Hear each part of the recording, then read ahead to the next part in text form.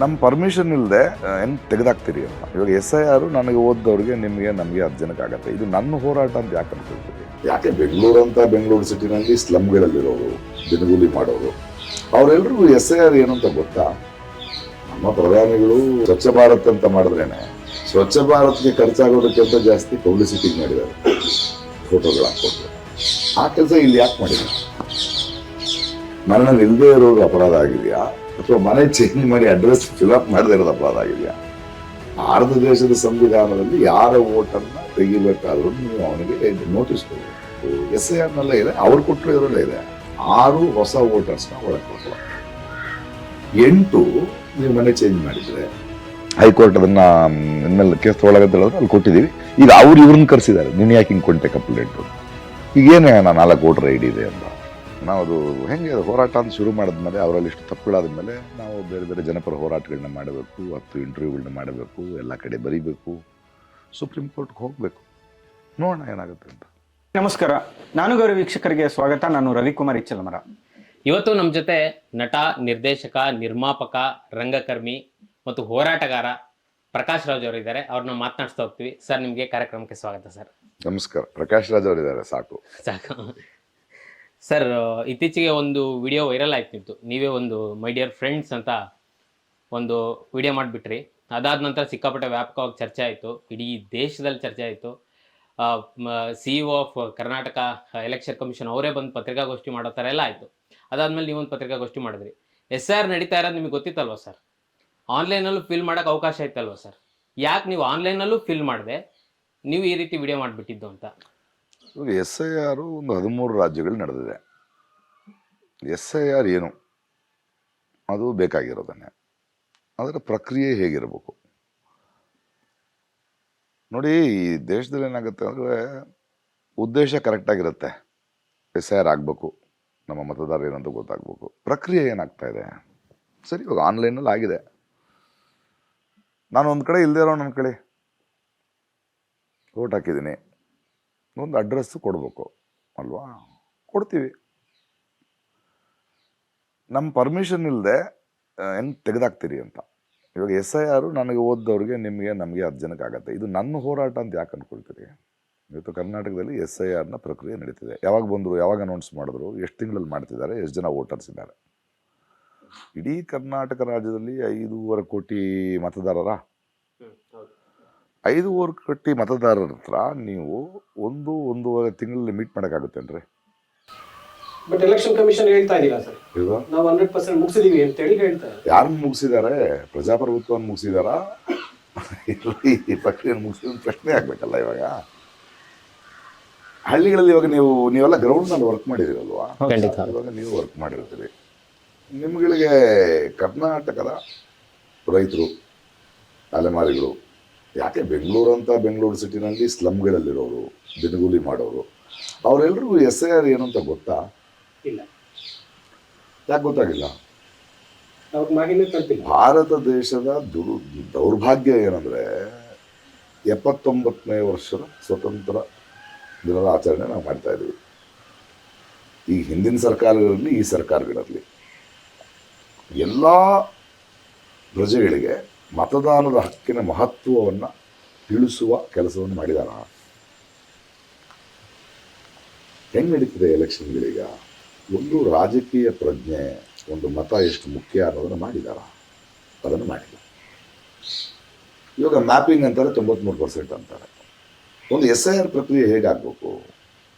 ನಮ್ಮ ಪ್ರಧಾನಿಗಳು ಏನದು ಸ್ವಚ್ಛ ಭಾರತ್ ಅಂತ ಮಾಡಿದ್ರೇನೆ ಸ್ವಚ್ಛ ಭಾರತ್ಗೆ ಖರ್ಚಾಗೋದಕ್ಕಿಂತ ಜಾಸ್ತಿ ಪಬ್ಲಿಸಿಟಿ ಮಾಡಿದ್ದಾರೆ, ಫೋಟೋಗಳು ಹಾಕ್ಕೊಂಡು. ಆ ಕೆಲಸ ಇಲ್ಲಿ ಯಾಕೆ ಮಾಡಿಲ್ಲ? SIRನ ಮೂಲ ಉದ್ದೇಶ ಏನು? ಯಾವ ಒಬ್ಬ ಅರ್ಹ ಮತದಾರನಿಗೂ ಕೂಡ ಅವನ ಮತದಾನದ ಹಕ್ಕು ತಪ್ಪೋ ಹಾಗಿಲ್ಲ, ಅವನಿಗೆ ಸಿಗುವಂಥದ್ದು. ಅದು ಉದ್ದೇಶ. ಪ್ರಕ್ರಿಯೆಯಲ್ಲಿ ಏನಾಗ್ತಾ ಇದೆ? ಒಂದು 6 ತಿಂಗಳಿಗೆ ಮುಂಚೆ, ಇವಾಗ ಕರ್ನಾಟಕದಲ್ಲಿ ಎಲೆಕ್ಷನ್ ಎಷ್ಟು ಇದೆ? 2.5 ವರ್ಷ ಇದೆ. ನೀವು ಏನು ಮಾಡಬೇಕು? ನೀವು ಫ್ಯಾಮಿಲಿ ಪ್ಲಾನಿಂಗು, ನಿರೋಧ ಬಳಸಿ ಅನ್ನೋದಕ್ಕೆ ಎಷ್ಟು ವರ್ಷ ತೊಗೊಂಡ್ರಿ ಪಬ್ಲಿಸಿಟಿ ಮಕ್ಕಳಿಗೆ ಹೇಳಲಿಕ್ಕೆ, ಜನರಿಗೆ? ಒಂದು 6 ತಿಂಗಳಿಗೆ ಮುಂಚೆ SIR ಪ್ರಕ್ರಿಯೆ ನಡೀತಾ ಇದೆ. ನಿಮಗೆ ಸರ್ಕಾರಿ ಆಸ್ಪತ್ರೆಗಳಿವೆ, ಸರ್ಕಾರಿ ಶಾಲೆಗಳಿವೆ, ಸರ್ಕಾರಿ ಕಚೇರಿಗಳಿವೆ, ಪಂಚಾಯಿತಿಗಳಿವೆ, MP ಗಳಿದ್ದೀರಿ, MLAಗಳಿದ್ದೀರಿ, ಏನಂತ ನೀವು ಬೇರೆ ಬೇರೆ ಆಫೀಸರ್ಸ್ಗಳಿದ್ದೀರಿ, ವಾಹನಗಳಿವೆ. ಎಲ್ಲ ಕಡೆನೂ ಒಂದು 6 ತಿಂಗಳು SIR ಪ್ರಕ್ರಿಯೆ ನಡೀತಿದೆ. ನೀವೆಲ್ಲರೂ ಹುಷಾರಾಗಿರ್ಬೇಕು, ಬರ್ತಿದ್ದೀವಿ ಅಂತ ಹೇಳೋಕ್ಕಾಗಲ್ವಾ ನಿಮಗೆ? ಪ್ರಕ್ರಿಯೆಯಲ್ಲಿ ಏನು ಮಾಡಿದ್ದಾರೆ, 1 ತಿಂಗಳೊಳಗೆ BLOಗಳು ತೊಗೊಂಡು ಫಾರ್ಮ್ ಕೊಡಬೇಕು. ಎಲ್ಲಿ ಕೊಡ್ಬೇಕು ಫಾರ್ಮು? ನೀವು ಕರೆಕ್ಟಾಗಿ ಇದಕ್ಕೆ ಹಿಂದೆ SIR ಪ್ರಕ್ರಿಯೆ ಯಾವಾಗ ಆಗಿತ್ತು ಅಂತ ಯೋಚನೆ ಮಾಡಿ. 2002ರಲ್ಲಿ ಆಗಿತ್ತು. 2002ರಲ್ಲಿ ಹೇಗಾಗುತ್ತೆ, ನಮ್ಮ ಹತ್ರ ಒಂದು ಮ್ಯಾಪಿಂಗ್ ಮಾಡಿರೋ ಡಾಟಾ ಇರುತ್ತೆ. ಅದಕ್ಕೆ ಮನೆಗೆ ಹೋಗ್ತೀವಿ. ಹೋಗಿ ನಿಮ್ಮ ಡಾಟಾ ನಮ್ಮ ಹತ್ರ ಇದೆ, ಅದು ಸರಿನಾ ತಪ್ಪಾ, ಅದರಲ್ಲಿ ಏನಾದ್ರು ಬದಲಾವಣೆಗಳು ಮಾಡಬೇಕಾ, ಸ್ಪೆಲ್ಲಿಂಗ್ ಮಿಸ್ಟೇಕ್ಗಳು ಮಾಡಬೇಕಾ, ನೀವು ಮನೆ ಏನಾದ್ರು ಚೇಂಜ್ ಮಾಡಿದ್ದೀರಾ, ಇದಕ್ಕೆ ಮುಂಚೆ ಇದ್ದವ್ರು ಎಲ್ಲರೂ ಇದ್ದಾರಾ, ಬೇರೆ ಯಾವ್ದು ಮನೆಗೆ ಹೋದ್ರೂ ಪ್ರತಿ ಮನೆಗೆ ಹೋಗ್ಬೇಕು ನೀವು. ಅಲ್ಲಿರೋರು ಇದಕ್ಕೆ ತಾಳೆ ಆಗ್ತಾ ಇದೆಯಾ, ಹೊಸಬರು ಬಂದಿದ್ದಾರಾ, ನಿಮ್ಮಲ್ಲಿ ಯುವಕರು ಯಾರಾದ್ರು ಇದ್ದಾರಾ, ಅದನ್ನು ಮಾಡಬೇಕು. ಈ ಸಲ ಫಸ್ಟ್ ಟೈಮು ನೀವು ಇಡೀ ದೇಶದ ಎಕ್ಸಾಮ್ ಯಾಕೆ ಬರೆಸ್ತಾ ಇದ್ದೀರಿ ಅಂತ ಯಾಕೆ ಅಂತಂದ್ರೆ ಕೇಂದ್ರ ಫಾರ್ಮ್ ಚುನಾವಣಾ ಕೊಟ್ಟು ಆಯೋಗ ಅವರೇ ಹೇಳಿದೆ. ಫೈನ್ ಮಾಡ್ಬೇಕಂತೆ. ಹೌದು. ನಿನ್ನ ಹತ್ರ 93% ಮ್ಯಾಪಿಂಗ್ ಇದೆ. ಎಷ್ಟು ಜನ ಅಕ್ಷರಸ್ಥರಿದ್ದಾರೆ, ಎಷ್ಟು ಜನರಿಗೆ ಅದ್ರ ಬಗ್ಗೆ ಗೊತ್ತಿದೆ? ನಿಮ್ಮ ಪ್ರಕಾರ SIR ಮಾಡಬಾರ್ದಂತನಾ? ಮಾಡಲೇಬೇಕು. ಹೆಂಗ್ ಮಾಡಬೇಕು ಅಂತ ಸರ್ ಒಟ್ಟಾರೆ ಒಂದೂವರೆ ವರ್ಷ ಬೇಡವಾ ನಿಮಗೆ? ಕರ್ನಾಟಕದ 5.5 ಕೋಟಿ ಮಕ್ಕಳನ್ನು ನೋಡೋದಕ್ಕೆ ಅದು 1 ವರ್ಷ ಬೇಡವಾ? ಅಟ್ಲೀಸ್ಟ್ ಒಂದು 6 ತಿಂಗಳ ಪ್ರಿಪರೇಷನ್ನು ಮತ್ತು ಒಂದು ಘನತೆ ಇದೆಯಲ್ಲ ಆಲ್ರೆಡಿ ಓಟಿರೋನಿಗೆ. ಅವರು ಆ ದೇಶದ ಪ್ರಜೆ. ನೀವು ಇಡೀ 90-80 ವರ್ಷದ ಇತಿಹಾಸದಲ್ಲಿ ಸಾಮಾಜಿಕ ನ್ಯಾಯ ತಂದಿದ್ದೀರಾ, ಬಡತನ ಮತ್ತು ಶ್ರೀಮಂತರ ನಡುವೆ ತೆಗೆದಿದ್ದೀರಾ, ಎಲ್ಲರಿಗೂ ಉದ್ಯೋಗಾವಕಾಶಗಳು ಕೊಡ್ಲಿಕ್ಕೆ ಸಾಧ್ಯ ಆಗಿದೆಯಾ, ವಿದ್ಯಾಭ್ಯಾಸ ಕೊಡ್ಲಿಕ್ಕೆ ಸಾಧ್ಯ ಆಗಿದೆಯಾ? ಆಗಿಲ್ಲ. ಆದರೆ ಅಂಬೇಡ್ಕರ್ ಅವರು ಒಂದು ಮತ ಒಬ್ಬನಿಂದ ಕೊಟ್ಟಿದ್ದಾರಲ್ಲ, ಅದು ಅವನಿಗೆ ಸಿಗಬೇಕಲ್ಲ. ಅವನು ಕುತ್ಕೊಂಡು ಅವನಿಗೇನು ಅಪ್ಲಿಕೇಶನ್ ಹಾಕ್ಸ್ಕೊಂಡು ಯಾಕೆ ಕೂತ್ಕೊಳ್ತೀವಿ ನೀವು? ಅದನ್ನು ನೀವು ಅವನು ಯಾಕೆ ನಿಮ್ಗೆ ಎಕ್ಸಾಮ್ ಪೇಪರ್ ತಗೊಂಡು ನಿಂತ್ಕೋಬೇಕು? ಒಬ್ಬ ಪ್ರಜೆ, you know him, is a voter. ನಾನು ಯಾಕೆ ಟ್ವೀಟ್ ಮಾಡ್ತೀನಿ ಅಂದರೆ, ಹೌದಪ್ಪ ನಾನು ಮನೆ ಖಾಲಿ ಮಾಡಿದ್ದೀನಿ, ಒಬ್ಬನು ಮನೆಯಲ್ಲಿಲ್ಲ. ನಿಮ್ಮ ಪ್ರಕ್ರಿಯೆಯಲ್ಲಿ ಏನು ಮಾಡ್ತಿದ್ದೀರಿ, ಹೋಗ್ತೀರಿ, ಅವ್ನು ಮನೆಯಲ್ಲಿಲ್ಲ ಅಂದ ತಕ್ಷಣ ನೀವೇನು ಮಾಡಬೇಕು, ಒಂದು ನೋಟಿಸ್ ಅಂಟಿಸ್ಬೇಕು, ಯಾವಾಗ ಬರ್ತಾರೆ ಅಂತ ನೋಡ್ಬೇಕು, ಮತ್ತೆ ವಾಪಸ್ ಹೋಗ್ಬೇಕು. ಅದಕ್ಕೊಂದು ವಾರ ಬಿಟ್ಟು ಅವನು ಈ ದೇಶದಲ್ಲಿ ಕೆಲಸಕ್ಕೋಸ್ಕರ ಬೇರೆ ಬೇರೆ ಊರಿಗೆ ಹೋಗ್ತಾನೆ. ನೀನು 10 ಗಂಟೆಗೆ ಹೋದಿ, 11 ಗಂಟೆಗೆ ಹೋದರೆ ಬೆಳಿಗ್ಗೆ 5 ಗಂಟೆಗೆ ಹೋಗಿರ್ತಾನೆ ಅವನು. ಡಿಲೀಟೆಡ್ ಹೆಂಗೆ ಮಾಡ್ತೀರಿ ನೀವು? ಅಂದರೆ ಈ ದೇಶದಲ್ಲಿ ಮನೆಯಲ್ಲಿ ಇಲ್ಲದೆ ಇರೋದು ಅಪರಾಧ ಆಗಿದೆಯಾ, ಅಥವಾ ಮನೆ ಚೇಂಜ್ ಮಾಡಿ ಅಡ್ರೆಸ್ ಫಿಲಪ್ ಮಾಡದೇ ಇರೋದು ಅಪರಾಧ ಆಗಿದೆಯಾ? ಭಾರತ ದೇಶದ ಸಂವಿಧಾನದಲ್ಲಿ ಯಾರ ಓಟನ್ನು ತೆಗಿಬೇಕಾದ್ರೂ ನೀವು ಅವನಿಗೆ ನೋಟಿಸ್ ಕೊಡಬೇಕು. ಸರ್ ನಿಮ್ಮ ವಿಚಾರದಲ್ಲಿ ಆಗಿದ್ದು ಗೊಂದಲ ಏನು ಸರ್ SIR ಪ್ರಕ್ರಿಯೆಯಲ್ಲಿ? ನೋಡಿ, ಅದು ಪ್ರಕಾಶ್ ರೈ BJP ವಿರೋಧಿ ಆಳುವ ಸರ್ಕಾರದ ಅದಕ್ಕೋಸ್ಕರ ಚೇಂಜ್ ಮಾಡಿದ್ದಾರೆ ಅಂತಲ್ಲ, ಗೊತ್ತಿಲ್ಲದೆ ಮಾಡಿಬಿಟ್ಟಿದ್ದಾರೆ ಅವರು. ನಾನು ನಟನಾಗಿರ್ಬೋದು, ತುಂಬ ಹೆಸರುವಾಸಿ ಆಗಿರ್ಬೋದು, ಅದು ನನ್ನ ವೈಯಕ್ತಿಕವಾದ ಅಥವಾ ನನ್ನ ವೃತ್ತಿಗೆ ಸಂಬಂಧಿಸಿದ್ದು. ಪ್ರಜೆಯಾಗಿ ನಾನು ಈಕ್ವಲ್ ರೀ. ಅಂಬಾನಿಗೂ ಒಂದೇ ಓಟು, ಪ್ರಕಾಶ್ ರೈಗೂ ಒಂದೇ ಓಟು, ದಿನಗೂಲಿ ಮಾಡೋನಿಗೂ ಒಂದೇ ಓಟು. ನಮಗೆ ಅದೊಂದೇ ಇರೋದು ನಮ್ಮ ಕೈನಲ್ಲಿ. ಆ ಪ್ರಾಸೆಸ್ನಲ್ಲಿ ಮನೆಯಲ್ಲಿಲ್ಲ ಅಂದ ತಕ್ಷಣ ನೀವೇನು ಮಾಡಬೇಕು? SIRನಲ್ಲೇ ಇದೆ, ಅವ್ರು ಕೊಟ್ಟರು ಇದರಲ್ಲೇ ಇದೆ. 6 ಹೊಸ ವೋಟರ್ಸ್ನ ಒಳಗೆ ಕಳ್ಕೊಳ್ಳೋಕ್ಕೆ. 8 ನೀವು ಮನೆ ಚೇಂಜ್ ಮಾಡಿದರೆ, ನಿಮ್ಗೆ ಹೆಸರನ್ನು ಚೇಂಜ್ ಮಾಡಬೇಕು ಅಂದರೆ ಮಾಡೋಕ್ಕೆ ಅದನ್ನು ನಿಮ್ಮ ಅವಕಾಶ ಕೊಡೋದೆ. ಮತ್ತು ನೀವು ಹೊಸ ವೋಟರ್ ಆಗು ಅಂದರೆ 61 ವಯಸ್ಸು ನನಗೆ, ಇಷ್ಟು ವರ್ಷ ಬೇರೆ ಬೇರೆ ವೋಟ್ ಮಾಡಿದ್ದೀನಿ.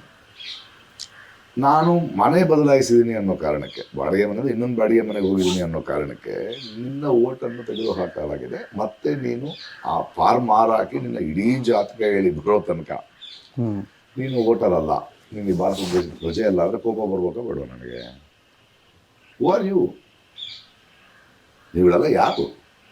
ಒಂದು ಪ್ರಧಾನಮಂತ್ರಿಯಿಂದ, ಮುಖ್ಯಮಂತ್ರಿಯಿಂದ, ರಾಜಕಾರಣಿಗಳಿಂದ, ಮಂತ್ರಿಗಳಿಂದ ಮತ್ತು ನಿಮ್ಮೆಲ್ಲ IAS ಆಫೀಸರ್ಗಳಿಂದ ನೀವೆಲ್ಲರೂ ನಮ್ಮ ತೆರಿಗೆ ಹಣವನ್ನು ತಗೊಂಡು ಸಂಬಳ ಕೊಟ್ಟಿರೋದು ನಾವು ದೇಶ ನಡೆಸಿ ಅಂತ.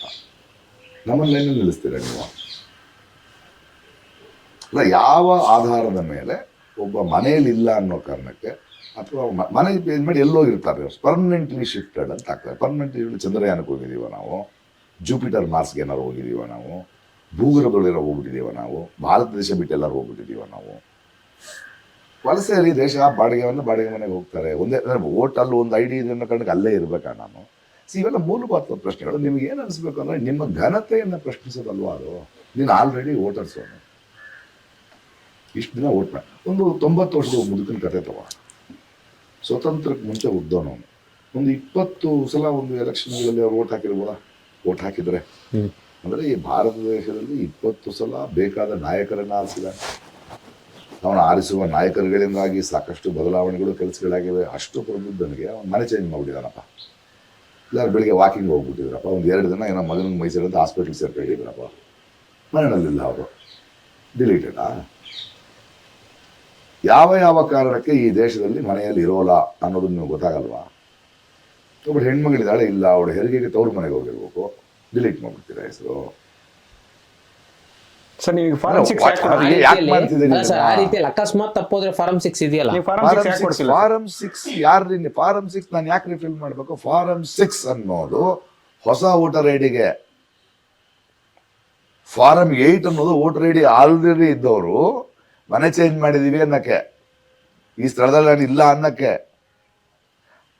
ನೀವು ಮಾಡಿರೋದ್ ಪ್ರಕ್ರಿಯೆ ಏನು? ಹೊಸ ಐಡಿಗಳು ತಗೋಬೇಕು, ಸತ್ತೋದವ್ರು ತೆಗೆದುಬಿಡ್ಬೇಕು, ಅನರ್ಹರು ಡೂಪ್ಲಿಕೇಟ್ ತೆಗಿಯೋದಕ್ಕೆ SIR, ಇರೋರನ್ನ ತೆಗಿಯಕ್ಕೆ ನೀವು ಯಾರೋ? ಅಲ್ಲ ಸರ್, ಈ ಎಲ್ಲ ಪ್ರಶ್ನೆಗಳನ್ನ ಇಟ್ಕೊಂಡು ನೀವು ನಿಮ್ಮ ಸೋಷಿಯಲ್ ಮೀಡಿಯಾದಲ್ಲಿ ಮಾತಾಡಿದ್ರಿ. ಅದನ್ನ ಗಮನಿಸಿದಂತ ಚುನಾವಣಾ ಆಯೋಗನೂ ಕೂಡ ಒಂದು ಸ್ಪಷ್ಟನೆ ಕೊಡ್ತು. ಏನಂತ ಕೊಟ್ರು? ಸೊ ನೀವು ಅವರು ನಿಮ್ಮ ಮನೆ ಹತ್ರ ಹೋಗಿದ್ರು, ವಿಡಿಯೋ ಮಾಡಿದ್ರು. ಯಾವಾಗ ಮಾಡಿದ್ರು ಮಾಜರು? ಅಲ್ಲ, ನಾನು ಹೇಳ್ತೀನಿ ಮಾಜರ್ ಮಾಡಿದ್ದಾರೆ ಅಂತ ಹೇಳಿದ್ರು. ಯಾವಾಗ ಮಾಡಿದ್ರು ಮಾಜರು? ಸ್ವಲ್ಪ ಬಸರ್ ಮಾಡಿದ್ರೆ ನೀವು? ರಾತ್ರಿ ಹೋಗಿದ್ದಾರೆ, ಒಂದು 7 ಗಂಟೆ. ಯಾವತ್ತು ಹೋಗಿದ್ದಾರೆ? ಅವತ್ತೇ ನೀವು ವಿಡಿಯೋ ಬಿಟ್ಟಿದ್ದಿನ. ಅದಕ್ಕೆ ಮುಂಚೆ ಮಾಡಿರ್ಬೇಕಲ್ಲ ಮಾಜರ್, ನಾನು ಪ್ರತಿಕಾಕರಕ್ಕೆ ಮುಂಚೆ. ಸೊ ಹಾಗಾಗಿ ಎಲ್ಲೋ ಅದು ಹೋಗಿ ಸುಳ್ಳು ಅಂತ ಹೇಳ್ತೀರಾ? ಅಲ್ಲ, ಸುಳ್ಳು ಅಂದ್ರೆ ನೀನು ಮತ್ ಮಾಜರ್ ಮಾಡೋ ಅವಶ್ಯಕತೆ ನಿನ್ಗೆ ಯಾಕೆ ಬಂತು? ರಿಪೋರ್ಟ್ ಕೊಡು. ಅಲ್ಲ ಸರ್, ನಾವು BLO ಮಾಡಿರ್ತಾನಲ್ಲಪ್ಪ, BLO ಒಂದು ರಿಪೋರ್ಟ್ ಇರುತ್ತಲ್ಲಪ್ಪ, ಹೌದು. ಅದು ರಿಪೋರ್ಟ್ ಕೊಟ್ಟರೆ ಆಗಿತ್ತು. ನೀನ್ ಯಾಕೆ ಕ್ಯಾಮ್ರಾ ಇಟ್ಕೊಂಡಿದ್ದೆ? ಎಲ್ರಿಗೂ ಕ್ಯಾಮ್ರಾ ಇಟ್ಕೊಂಡು ಹೋದ್ಯಾ ನೀನು? ಆನ್ ಕ್ಯಾಮ್ರಾ ಮಾಜರ್ ಮಾಡಿದ್ರೆ ಈ ದೇಶದಲ್ಲಿ ನೀವು? ಹಾಗಾದ್ರೆ ನೀವು ಆರೋಪ ಮಾಡಿದ ಆದ್ಮೇಲೆ ಅವರು ಹೋಗಿ ಶೂಟ್ ಮಾಡಿ ಆಮೇಲೆ ಹಾಕಿರೋದು ಅಂತ? ಅದೇ ತಾನೇ ಅಲ್ವಾ ಅದು ಹೇಳೋದು? ಅವ್ರು ಏನ್ ಹೇಳ್ತಿದ್ದಾನ BLO? ನಾವೀಗ ಮಾಜರ್ ಮಾಡ್ತಾ ಇದೀವಿ, ಈ ಮನೆ ಮುಂದ್ಗಡೆ ಇದೀವಿ, ಅಕ್ಕಪಕ್ಕದವರೆಲ್ಲ ಮಾತಾಡ್ತಾ ಇದಾರೆ, ಸಾಯಂಕಾಲ ಬೆಳಕಾಕಿದೆ ಹೌದು ಮಾಡಿದ್ದಾರೆ ನೋಡಿ, ನಾವು ಮಾಜರ್ ಮಾಡಿದೀವಿ, ಅವ್ರು ಟ್ವೀಟ್ ಮಾಡಿದ್ದಾರೆ ಅಂತೆ. ಓಕೆ. ನಾನು ಟ್ವೀಟ್ ಮಾಡಿದ್ ಬೆಳಿಗ್ಗೆ, ಇವ್ರು ಮಾಜರ್ ಮಾಡ್ಬೇಕಾಗಿರೋದು 1 ವಾರದ ಹಿಂದೆ. ನಾನು ಟ್ವೀಟ್ ಮಾಡಿ ದೇಶದಲ್ಲಿ ಎಲ್ಲರೂ ಪ್ರಶ್ನೆ ಮಾಡಿದ್ರೆ ನನಗೆ ಯಾಕೆ ಎಲೆಕ್ಷನ್ ಕಮಿಷನ್ ಫೋನ್ ಮಾಡ್ತೀವಿ ನೀವು? ಸರ್ ತಪ್ಪಾಯ್ತು, ನಾವು ಸರಿ ಮಾಡ್ತೀವಿ ಅಂತ ಯಾಕೆ ಹೇಳಿದ್ರಿ? ಸಾಯಂಕಾಲ ನೀವು ಪ್ರೆಸ್ ಮೀಟ್ ಆಗುವಷ್ಟೊತ್ತಿಗೆ ಪರ್ಮನೆಂಟ್ಲಿ ಶಿಫ್ಟೆಡ್, ನಿಮ್ಮ ವೆಬ್ಸೈಟ್ ಅಲ್ಲಿ ಶಿಫ್ಟೆಡ್ ಹೆಂಗಾಯ್ತದು? ಶಿಫ್ಟೆಡ್ ಅಂದ್ರೆ ಯಾರು ಮೋಸ ಮಾಡೋ? ಪರ್ಮನೆಂಟ್ಲಿ ಶಿಫ್ಟೆಡ್ ಪರ್ಮನೆಂಟ್ ಶಿಫ್ಟೆಡ್ ಏನಾದ್ರೂ ಫಾರ್ಮ್ 6 ಯಾಕೆ ಹೇಳ್ತಾ ಇದ್ದೀರಿ? ನಾನು ಓಕೆ, ನಾನು ಮನೆಯಲ್ಲಿ ಇಲ್ಲ. ನಾನು ಕೇಳ್ತಿರೋ ಮೂಲಭೂತ ಪ್ರಶ್ನೆ, ಮನೆಯಲ್ಲಿ ಇಲ್ಲ ಅನ್ನೋ ಕಾರಣಕ್ಕೆ, ಆಬ್ಸೆಂಟ್ ಅನ್ನೋ ಕಾರಣಕ್ಕೆ, ಮತ್ತು ಮನೆ ಚೇಂಜ್ ಮಾಡಿದ್ದಾರೆ ಅದು ಎಲೆಕ್ಷನ್ ಕಮಿಷನ್ ಹೇಳಿಲ್ಲ ಅನ್ನೋ ಕಾರಣಕ್ಕೆ ನಿಮ್ಮ ಕಾನೂನಿನಲ್ಲಿ ಅವರ ವೋಟರ್ ಐಡಿನೇ ತೆಗೆದು ಹಾಕುವ ಸಾಧ್ಯತೆ ಇದೆಯಾ ನಿಮಗೆ? ಹಕ್ಕು ನಿಮಗಿದೆಯಾ? ಮತ್ತೆ ಯಾಕೆ ತೆಗೆದು ಹಾಕಿದ್ರಿ ಈ ದೇಶದವ್ರದ್ದು? ಸರಿ, ನೀವು ನಾನು BLO ಫಾರ್ಮ್ ಫಿಲ್ಅಪ್ ಮಾಡಿದೀನಿ, ಮಾಡಿಲ್ಲ ಅಂತ ಹೇಳ್ತಿದ್ದೀರಿ. BLO ಫಾರ್ಮ್ ಫಿಲ್ಅಪ್ ಮಾಡಿ ಅಪ್ಲೋಡ್ ಮಾಡಿ ಅವ್ರನ್ನ ಯಾಕೆ ಅನ್ರಿಜಿಸ್ಟರ್ಡ್ ಅಂತ ಹಾಕಿದಿರಿ? BLO ಫಿಲ್ಅಪ್ ಮಾಡಿ ಒಬ್ಬರನ್ನ ಯಾಕೆ ಸತ್ತೋಗ್ಬಿಟ್ಟಿದ್ದಾರೆ ಅಂತ ಹಾಕಿದಿರಿ? ಅಂದ್ರೆ ನಿಮ್ಮ ಇಡೀ ಪ್ರಕ್ರಿಯೆಯಲ್ಲಿ ಹುಡುಕಿದೆ ಅಲ್ವಾ? ಅದರ ಪರಿಣಾಮವನ್ನ ಪ್ರಜೆ ಯಾಕೆ ಅನುಭವಿಸ್ಬೇಕು ಅಂತ ಕೇಳ್ತಾ ಇದ್ದಾರೆ. ಸರ್, ನಿಮ್ಮ ಪ್ರಕರಣದಲ್ಲಿ ಅಧಿಕಾರಿಗಳು ಒಂದಷ್ಟು ಸುಳ್ಳು ಹೇಳಿದ್ದಾರೆ ಅಂತ ನೀವು ಹೇಳ್ತಿದ್ದೀರಾ. ಹೌದು, ಒಂದಷ್ಟು ತಪ್ಪಾಗಿದೆ. ಹಂಗಂದ್ರೆ ಅವ್ರ ಮೇಲೆ ಕ್ರಮ ಆಗೋದು ಬೇಡವಾ ಸರ್? ಕ್ರಮ ಅದನ್ನೇ ಕೇಳ್ತಾ ಇರೋದು ಪ್ರಶ್ನೆ. ನೀವು ನೋಡಿ, ಅಧಿಕಾರಿಗಳು ಕೂಡ ನಮ್ಮವರೇ. ನಾವು ಸ್ವಲ್ಪ ಪ್ರಬುದ್ಧರಾಗಿ ಮಾತಾಡುವ ಅಧಿಕಾರಿಗಳು ಯಾರು? ಆ ಅಧಿಕಾರಿಗಳ ಮೇಲೆ 1 ತಿಂಗಳಿಗೆ ಮಾಡುವಂತ ಒತ್ತಡ ತಂದವ್ರ ಮೇಲೆ ನನಗೆ ಮೂಡುತ್ತಾನೆ ಹೋಗ್ಬೇಕು ನಾವು. ಇವತ್ತು ನೀವು BLOಗಳನ್ನ ನೋಡಿ, ಏನ್ ಮಾಡ್ತಾರೆ ಅವ್ರಿಗೆ? ಒಂದು 100 ಮನೆ ಇರೋ ಒಂದು ಫ್ಲಾಟ್ ಇದೆ. ಆ 100 ಮನೆ ಇರೋ ಫ್ಲಾಟ್ ನಲ್ಲಿ ಅವ್ರು ಇದ್ದಾಗ ಈ ಬೆಂಗಳೂರಿನ ಟ್ರಾಫಿಕ್ ನಲ್ಲಿ BLO ಕೆಲಸ ಮಾಡುವುದು ಎಷ್ಟು ದಿನ ಬೇಕು? ಬಹಳ ಟೈಮ್ ತಗೊಳುತ್ತೆ. ಮತ್ತೆ ಅದನ್ನ 1 ತಿಂಗಳೊಳಗೆ ನೀವು 5 ಕೋಟಿ ಜನ ಮಾಡ್ತೀನಿ ಅಂದ್ರೆ ನಗರ ನಿಮಗೆ ಈ BLO ಅಂತಿದ್ರೆ ಉತ್ತರ ಪ್ರದೇಶ ಮತ್ತು ಬೆಂಗಾಲು ಈ 13 ಕಡೆ ನಡೆದ್ರಲ್ಲಿ ಎಷ್ಟು BLOಗಳು ಒತ್ತಡ ತಡ್ಕೊಳ್ಳೋದ್ರಲ್ಲಿ ಆತ್ಮಹತ್ಯೆ ಮಾಡಿದ ಕೇಸ್ ಬಂದಿಲ್ವಾ? ಬಂದಿದೆ. ಕರ್ನಾಟಕ ತುಂಬಾ ಇದೆ. ಬೆಂಗಾಲ್ನಲ್ಲಿ SIR ಮಾಡ್ತಿದ್ದ ಒಬ್ಬ ಆಫೀಸರೇ ಅಯ್ಯಯ್ಯೋ ನನ್ನ ವೋಟ್ ಡಿಲೀಟ್ ಆಗ್ಬಿಟ್ಟಿದೆ ಅಂತ ಅವನು ಸುಪ್ರೀಂ ಕೋರ್ಟ್ ಹೋಗಿದ್ ನೀವು ನೋಡಿಲ್ವಾ? ಅದಕ್ಕೆ ಸುಪ್ರೀಂ ಕೋರ್ಟ್ ಅಯ್ಯೋ ಎಲೆಕ್ಷನ್ ಬಂದ್ಬಿಡ್ತು, ನೆಕ್ಸ್ಟ್ ಎಲೆಕ್ಷನ್ ವೋಟ್ ಮಾಡಿ ಅಂತ ಹೇಳಿದ್ ನಾವು ನೋಡಿಲ್ವಾ? ಇಷ್ಟು ವಿಡಂಬನಾತ್ಮಕವಾದ ವಿಪರ್ಯಾಸವಾದ ಕಾಮಿಡಿ ಎಲ್ಲ ಸ್ವಲ್ಪ ನಡೀತಿದ್ರೆ ನೀವು ಅದನ್ನ SIR ತಪ್ಪಾಗಿರೋದು ಅಂತ ಹೆಂಗ್ ಕೇಳ್ತಿದ್ರೆ? SIR ಇಂಟೆನ್ಷನ್ ಕರೆಕ್ಟು, ಪ್ರಕ್ರಿಯೆ ತಪ್ಪು ಅಂತ ಗೊತ್ತಾಗ್ತಿದೆಯಲ್ಲ ನಮಗೆ. ಕರ್ನಾಟಕದಲ್ಲಿ 2 ವರ್ಷ ಇದೆ ಎಲೆಕ್ಷನ್ಗೆ, ಅರ್ಜೆಂಟ್ ಏನು ಹೇಳಿ ಸರ್? ಸರ್, ನನ್ನ 2 ಪ್ರಶ್ನೆ. ಮೊದಲನೇದು, ಪತ್ರಿಕಾಗೋಷ್ಠಿಯಲ್ಲಿ ನೀವು ಒಂದು ಮಾತನ್ನ ಹೇಳ್ತೀರಾ, SIR ನಡಿಬೇಕು ಬಟ್ SIR ಪ್ರಕ್ರಿಯೆ ಸರಿ ಇಲ್ಲ ಅಂತ. ಆದ್ರೆ ಈಗ ಹೇಳ್ತಿರೋ ಅಂದ್ರೆ ನೆನ್ನೆ ಹೇಳಿದ ಮಾತಲ್ಲಿ NRCಯ ಒಂದು ಪ್ರತಿರೂಪ ತರ ಕಾಣ್ತಿದೆ. NRC ತರೋದಕ್ಕೆ ಈ ತರ ಮಾಡ್ತಿದ್ದಾರೆ ಅಂತ ಒಂದು. ಎರಡನೇದು, ನೀವ್ ಯಾರಿಗೆ ಮಾತಾಡ್ಲಿ ಏನೇ ಮಾತಾಡ್ಲಿ BJP ಅವ್ರು ನಿಮಗೆ ರೆಸ್ಪಾಂಡ್ ಮಾಡ್ತಾರೆ, ಇದ್ಯಾಕೆ ಅಂತ? ನೋಡಿ, ಕೆಲವು ಪ್ರಕ್ರಿಯೆಗಳು ಸರಿ ಇಲ್ಲದಿದ್ದಾಗ ಬೇಕಂತ ಒಂದು ಫೋರ್ಸ್ಫುಲಿ ಒಂದು ಅಹಂಕಾರದಿಂದ ಪವರನ್ನು ಯೂಸ್ ಮಾಡಿ ಒಂದು ಮಾನಸಿಕ ನೋವಿಗೆ ಜನರನ್ನ ಗುರಿ ಮಾಡ್ತಿರ್ಬೇಕಾದ್ರೆ ಯಾಕೆ ಮಾಡ್ತಿದ್ದಾರೆ ಅಂತ ಅನುಮಾನ ಬರುತ್ತಲ್ಲ. NRC ಬಗ್ಗೆ ಇಷ್ಟು ದೊಡ್ಡ ಹೋರಾಟ ಆಗಿ ಜನ ಮುಗಿದಿದ್ರು, ಅದು ಏನು ಮಾಡೋಕ್ಕಾಗಿಲ್ಲ ಅವ್ರಿಗೆ. ಈಗ 13 ರಾಜ್ಯಗಳಲ್ಲಾಗಿರುವ SIR ನೀವು ನೋಡುವಾಗ ವಂಶವೃಕ್ಷ ಕೇಳ್ತಾ ಇದ್ದಾರೆ. ಹೊಸಬಣ್ಣ ಹಳೆಯ ವೋಟರ್ಸ್ಗಳನ್ನ ತೆಗೆದುಬಿಟ್ಟು ಯಾಕೆ ಕೇಳ್ತಾ ಇದ್ದೀರಿ? ಒಂದು 40-45 ವರ್ಷ ಮೇಲೆ ಇರೋರನ್ನ 2002ರಲ್ಲಿ ನೀವೆಲ್ಲಿ ವೋಟ್ ಮಾಡಿದ್ರಿ ಅಂತ ಕೇಳ್ತಿದ್ದಾರೆ. ಅದ್ರ ಕೆಳಗಡೆ ಇರೋರು ನಿಮ್ಮ ಅಪ್ಪ ಎಲ್ಲ ವೋಟ್ ಮಾಡೋರು, ನಿಮ್ಮ ಅಮ್ಮ ಎಲ್ಲ ವೋಟ್ ಮಾಡೋರು. ಈ ರೂಟ್ಸ್ಗಳಿಗೆ ಯಾಕೆ ಹೋಗ್ತಾ ಇದ್ದೀರಿ? ನೀವು ರಾಜಸ್ಥಾನ, UP, ಬೆಂಗಾಲ್ನಲ್ಲಿ ನೋಡಿದಾಗ ಸಾಕಷ್ಟು ಜನ ಈ ಅಲೆಮಾರಿಗಳನ್ನು ಮತ್ತು ಒಂದು ಸಮುದಾಯದ ಪರ ಸಮುದಾಯದ ಮುಸ್ಲಿಮರಿರ್ಬೋದು ಇವ್ರನ್ನ ವೋಟ್ಗಳು ಡಿಲೀಟ್ ಆಗಿದೆ. ಅವರನ್ನು ನೀವು ಬಾಂಗ್ಲಾದೇಶಿಗಳು ಅಂತ ಓಡೋಗಟ್ಟುಗಳು ಅದನ್ನು ಪಟ್ಟಿ ಮಾಡಕ್ಕೆ ಪ್ರಯತ್ನ ಮಾಡ್ತಾ ಇದ್ದಾರೆ. ಯಾಕಾಗ್ತಿದೆ ಅದು? 13 ರಾಜ್ಯಗಳಲ್ಲಿ ವಿದೇಶಿಯರು ಕೂಡ ಅಕ್ರಮವಾಗಿ ಇಟ್ಕೊಂಡಿರ್ಬೋದು, ಅದಕ್ಕೋಸ್ಕರ SIR ಮಾಡಿದ್ವಿ, ಅದರ್ ಕ್ಯಾಟಗರಿಗಳಲ್ಲಿ ಹೇಳಿದ್ರು. ಸುಪ್ರೀಂ ಕೋರ್ಟು 22ನೇ ತಾರೀಕು ಒಂದು ಸಲ ಹೇಳಿ ನಿಮ್ಮಲ್ಲಿ 2 ವಾರ ಟೈಮ್ ಕೊಡ್ತೀವಿ, 17 ರಾಜ್ಯಗಳಲ್ಲಿ SIR ಆಗಿದೆಯಲ್ಲ, ಆದರೆ ನಿಮ್ಮ SIR ಮೂಲಕ ಈ ದೇಶಕ್ಕೆ ಸಂಬಂಧಪಟ್ಟಿರುವ ಅಕ್ರಮ ವೋಟರ್ ಐಡಿಗಳು ತಗೊಂಡಿದ್ದವರದ್ದು ನೀವು ಅದರ ಪಟ್ಟಿ ಕೊಡು ಅಂದರೆ ಆಗ 10 ವಾರ ಆಯಿತು, ಯಾಕೆ ಕೊಡ್ತಾ ಇಲ್ಲ? ಇದು ಒಂದು ಸಹಜವಾಗಿ ಅನುಮಾನಗಳಿಗೆ, ಯಾಕಂದರೆ ಈ ಸರ್ಕಾರದ ಹಿಂದಿನ ಇಂಗಿತ ಮತ್ತು ಆಶಯಗಳು ನಮ್ಗೆ ಗೊತ್ತಿರೋದ್ರಿಂದ ಆ ಡೌಟ್ ಬಂದಿರೋದ್ರಲ್ಲ ತಪ್ಪೇನಿದೆ. ಅದಕ್ಕೆ ನೀವು ಉತ್ತರ ಕೊಡಬೇಕು. ಯಾಕೆ ಕೇಳ್ತಿದೀಯ ಅಂತ ಕೇಳಬಹುದು. ಪ್ರಶ್ನೆ ಕೇಳುವುದು, ಅನುಮಾನಿಸೋದು ನನ್ನ ಹಕ್ಕು.